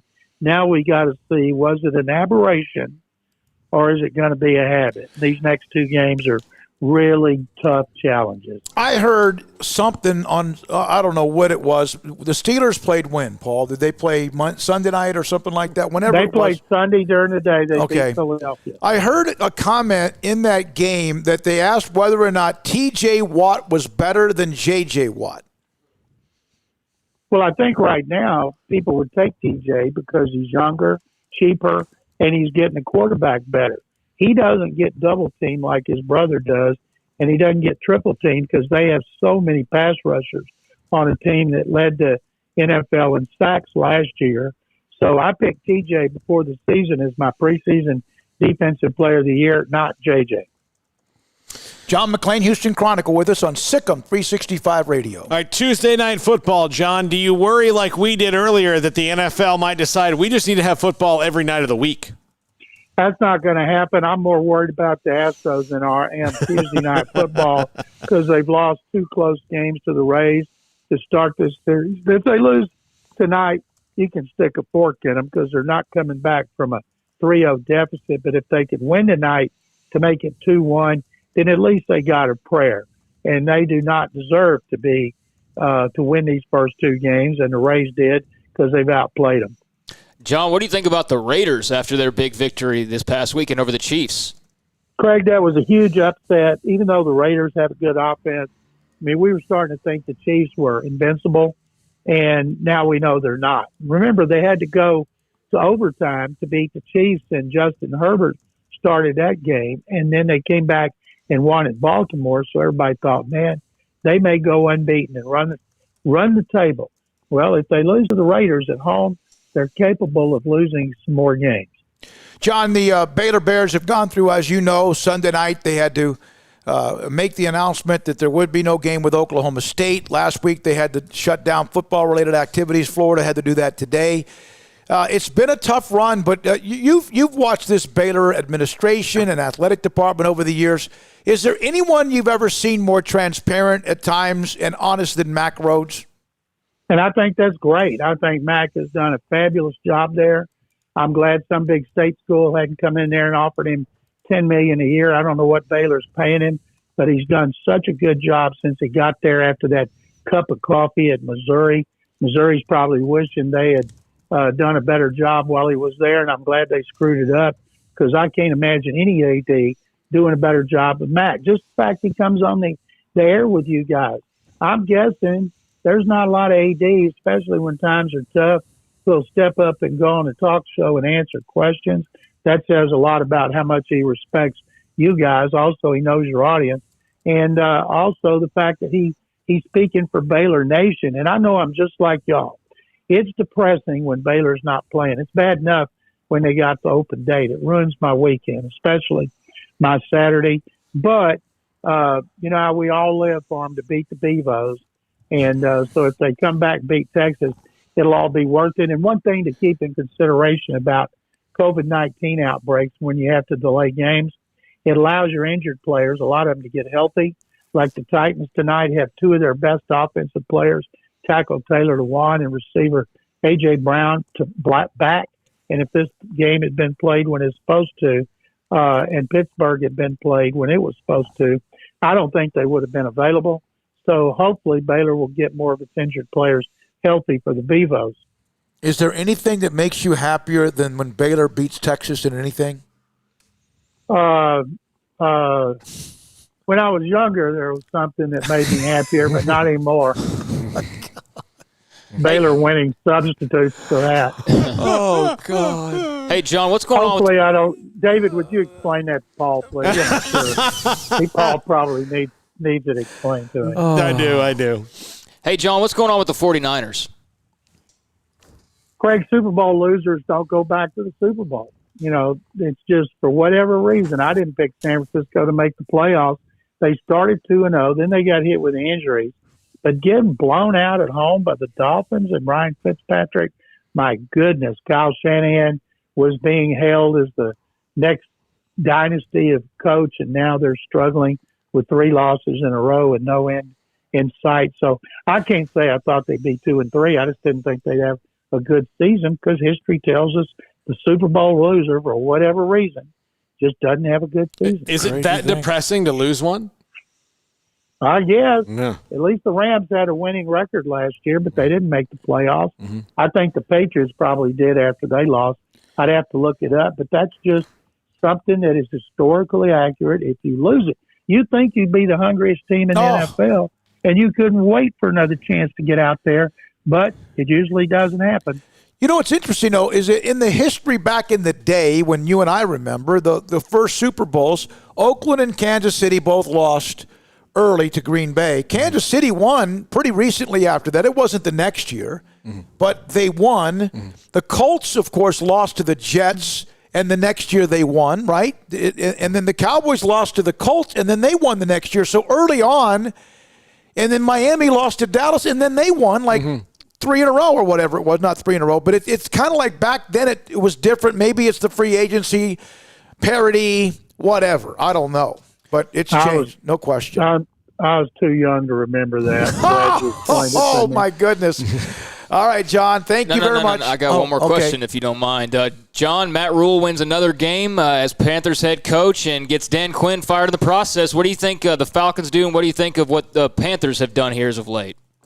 With apologies to Kevin Stefanski at Cleveland, who is loaded with talent on both sides of the ball, and the Browns are 4-1 since 1994, and O.J. was skedaddling in a white Bronco, and Bill Belichick and Nick Saban were on the staff. Matt Rule's doing the best coaching job in the NFL. He loses his best player, Christian McCaffrey. They win 3 in a row. They're tied for first place. He is doing a fabulous job. If I was voting on a coach of the year right now, it would be Matt Rule. And we shouldn't be surprised based on what we saw at Temple and Baylor. But, hey, he took a year or two there. He's not taking any time now, and he's been worth every, 67 million or 68 million right now. I'm sure Dave Tepper, the owner, feels like he got a bargain. Did you think you'd ever see Alex Smith take a snap in a real game?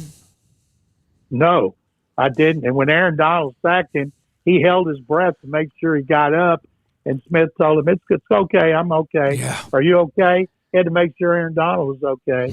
And I think it's one of the greatest comeback stories in history of any sport at any level after what he went through, not because of the injury, because of the infection that got in his leg and caused one of the most gruesome 16 surgeries after that initial surgery. Yeah, that was disgusting. It almost looked like it was a fake, like a movie, the way they showed the picture of his leg after he had been eaten alive, basically, by that infection. No question. John, thank you very much. Appreciate it. Thank you, guys, and sick 'em. That's John McClain, Houston Chronicle, with us on Sikkim 365 Radio Tuesdays at 5:30. By the way, we got some intrigue in this Florida COVID situation. Florida is reporting 5 cases. Their student newspaper, The Alligator, is vehemently reporting and standing by the reporting that there are 19. Well, Dan Mullen's a truthful man, so I'm sure there's nothing shady going on there, especially not in that conference. So they could have as many as 19. They could have tell more. you something about student newspapers. You know, the Lariat's damn good at what they do. Look, that's. What are you looking at? Wait a minute, Armstrong. Okay, they're good at reporting. Yeah, some of those opinion pieces, though. Oh, I'm talking about I know that for very woke. Yeah, yeah. You wonder if they have some brain cells to rub together. But as far as the news part of it, does Geets, is he a part of that a little bit or not? The Geets, yeah. And so they I've seen some of their stuff. It's good, and a lot of times a student newspaper. Who was the coach that got into the student newspaper? Was it Gino? Was it who was it? A basketball coach? Well, was it Calipari? No, it wasn't Calipari. Oh, Jim Calhoun got kind of like the UConn men's team.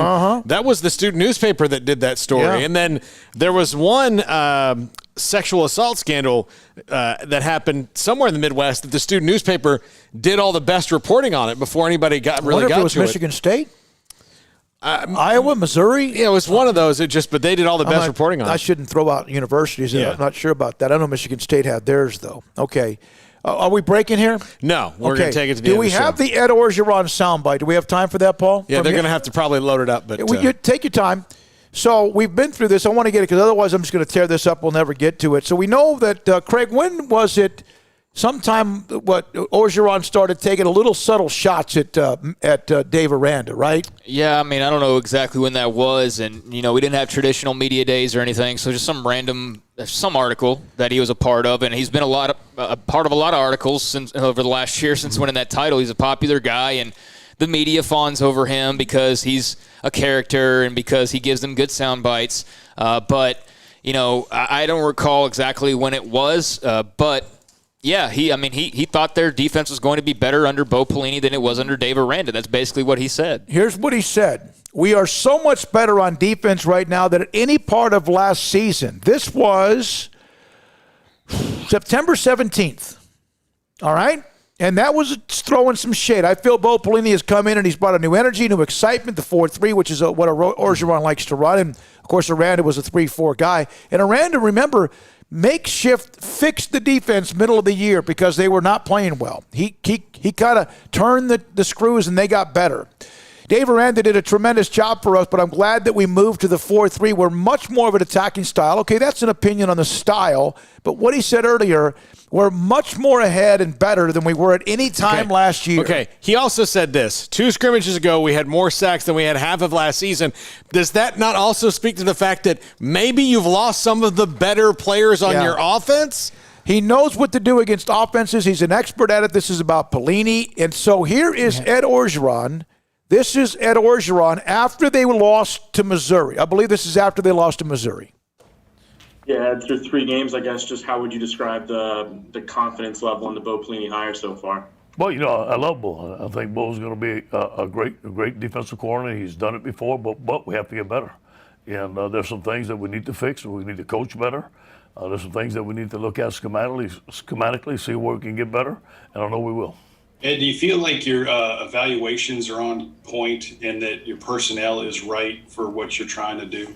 Oh, no question. Yeah. You get those. We +3 in the turnover ratio. We're getting some pressure on the quarterback. We're doing some things now. Hey, I got to look at the tape, but you know what? We're going to play better teams, and we got to be a little bit more physical up front. I think that the run really hurt us today. We couldn't stop it, and I got to see why. So that's Orgeron, and this is from the Daily Advertiser. That's the article that I had from earlier that I mentioned, and that was from Glenn Gilbo, the Lafayette Daily Advertiser. And then the questions are out because they gave up how much to Mississippi State, threw all over them. They haven't done anything since. Missouri scores 45, and they had 500 and some yards of offense. Catastrophic numbers. Mm-hmm. and he had kind of suggested, and I like, Pelini was a guy at Florida. Was it Florida? Yeah, it was at Florida, and then, of course, did a pretty good job for a while at Nebraska, and eventually what got him fired was his temper, but also, more importantly, they were giving up 50, 60 points a game against Wisconsin. Isn't this his second go at LSU? Yes, he was at LSU earlier in the decade, I think. Yeah, so that's Orgeron, and he doubled down yesterday. I saw a couple people throw that out. He said he's still the answer. That's what he should say. Yeah. He has to have Pelini's back, but it was interesting that he kind of threw some shade. The person that gave me the tip on Aranda's comments about Dave Aranda, even well before I could ever find a copy of it, was Phil Bennett. He's the one that said, hey, by the way, you need to Google something. He goes, he kind of, and it might have been at some of these booster things that you go to, if you even have them anymore right now because of COVID, where you kind of get happy. Well, but it's not, I mean, Dave Aranda and most of his coaching staff is either here or in Carolina, and of the key people from last year. And not only that, look, coaches, whatever. But that team lost a lot of players. That's a once-in-a-lifetime kind of a roster that they had at LSU. And LSU has some great rosters, but that was the best one that they've ever had, and probably including their other national titles. That one was that good. So, and there are other teams that have won national titles, but you put the rosters up next to each other. Look, Miami has a bunch of them, but 2001 Miami could kick all their butts, okay? That's the bottom line. They had the most talent. LSU's won a couple of national titles. That team last year would have run roughshod over all of them. So you lose that much talent, yeah, there's going to be a dip. Yep, no question about it. There is, and so that's Ed Orgeron. 45 points they allowed to Missouri. The most in 3 games, 96 was 90 in 1991. They've given up 96 points or allowed 96 points. Curly Hallman was the head coach in 1990, and he got fired. 91, he got fired that year. All right, tomorrow, Doak Field, former Baylor football player. Friday, we've got Frank Ditta. And those two names, blast from the past, from the years of Grant Taft, will join us. Doak Field kindly told me, if you promote my name, I'll be interested in some of the reactions, because he can get on Sikkim365.com and poke the Bears a little bit. Really? He could poke, like a lot of people, a little bit. There's a few of them that kind of know how to do that, right? And so he's one of them, and he told me we'll have him on tomorrow. And hopefully tomorrow there won't be another college football program that's having to shut down or suspend their football activities. I will laugh at Oklahoma State. Yeah. I mean, I'm sorry, but I would. I would wish everyone the best, but I would laugh. They seem to be okay, though, and, already booked their spot in the Big 12 championship game, apparently. Oklahoma has lost to Texas 4 times since 2000, and every time they've followed up that loss with a win. TCU has beaten Texas. Let's see. They lost to Kansas State. TCU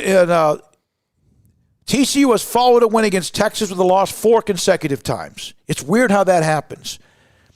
Florida, Paul, has allowed 100 points in 3 games. Yeah, their defense. 1917. Their defense, they went in the other direction. Their offense is prolific, and their defense, which was really good, even when their offense couldn't score, you were only going to score 24 points against Florida on a good day. The good news is that they were going to score 6, but their defense has gone in the other direction. And Todd Grantham's the DC, very well thought of around the country and in demand. All right, thanks to CJ, thanks to Armstrong, to Craig and Paul, thanks to our guests, including Dave Hellman, thanks as well to John McClain, thanks from all, and I got to thank the late Joe Frazier, right, for that as well. All right, for everyone who's been a part of it, thank you for listen, however long you might do it. I'm David Smoke. Good night. I'm Sikkim 365 Radio.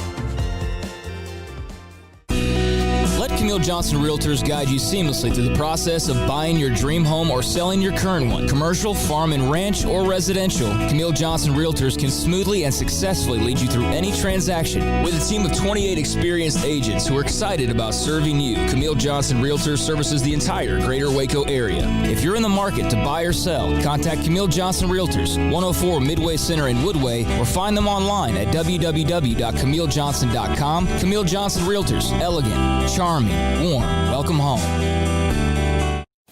Born in Waco, Brotherwell Brewing exists to serve the Central Texas community with locally crafted beer of the highest quality. They want to bring Central Texas closer to the brewing experience so everyone can enjoy well-made beer as much as they do. For 2.5 years, they've been bringing high-quality beer to Central Texas at their location on Bridge Street in East Waco. And this football season, you need to stop by on game day for curbside pickup or stop by their tent next to Sikkim 365 at Brazos Parking for your pregame refreshment. Brotherwell Brewing believes in community and bringing people together to enjoy products made in their community. So for your game day, whether it's a tailgate or at home, stop by Brotherwell Brewing for high-quality craft beer made right here in Central Texas, 400 East Bridge Street, and check them out online at brotherwell.com. Stepping into the boots of a U.S. Army officer can add confidence and leadership skills to your son or daughter's career path. See all the things they can achieve in our boots at GoArmy.com. U.S. Army Waco Recruiting Company, 254-598-8131 or 254-776-1543. At Baylor University, students can shine in their own way. Or should we say their own ways? Because there's no limit to the ways Baylor students make the world a brighter place. Whether they're leading a student organization or following a higher calling, getting advice from faculty, or taking part in world-class research, pursuing their dreams, or working toward their dream job, students find their place to shine at Baylor, where lights shine bright. Boozers is the wedding ring store and more. If you're ready to get engaged or already married and want to upgrade your wife's ring for a special anniversary, Boozers is the place to go. With the largest selection of premier quality diamond engagement rings and wedding rings in Central Texas. They have 7 cases with over 300 styles of rings from top designers like Natalie Kay. Choose from yellow, white, or rose gold, plus beautiful top quality loose diamonds. With an in-house jewelry, they can also custom make anything you want. Bring in a picture or drawing and let Boozers create your one-of-a-kind pendant or ring. They can even use some of your old gold and diamond jewelry to create something new. At Boozers, you'll find a great selection of quality timepieces, and Boozers is the place for expert watch maintenance and repairs too. They specialize in expert Rolex watch repair for fine jewelry, watches, custom work, and more. Go to Boozers on Valley Mills and Lake Air Drive in Waco. Boozers, the wedding ring store and more. One size fits all. That may be all right for an adjustable belt or cheap sunglasses, but when it comes to your financial needs, no one wants a one-size-fits-all strategy. Cam Heathcott, your Edward Jones financial advisor, knows that his most important goals are yours. That's why he takes the time to understand your needs, knowing you. That's how Edward Jones makes sense of investing. Cam Heathcott, covering Conroe and Houston, 936-756-7717 or cam.heathcott@edwardjones.com. Edward Jones, member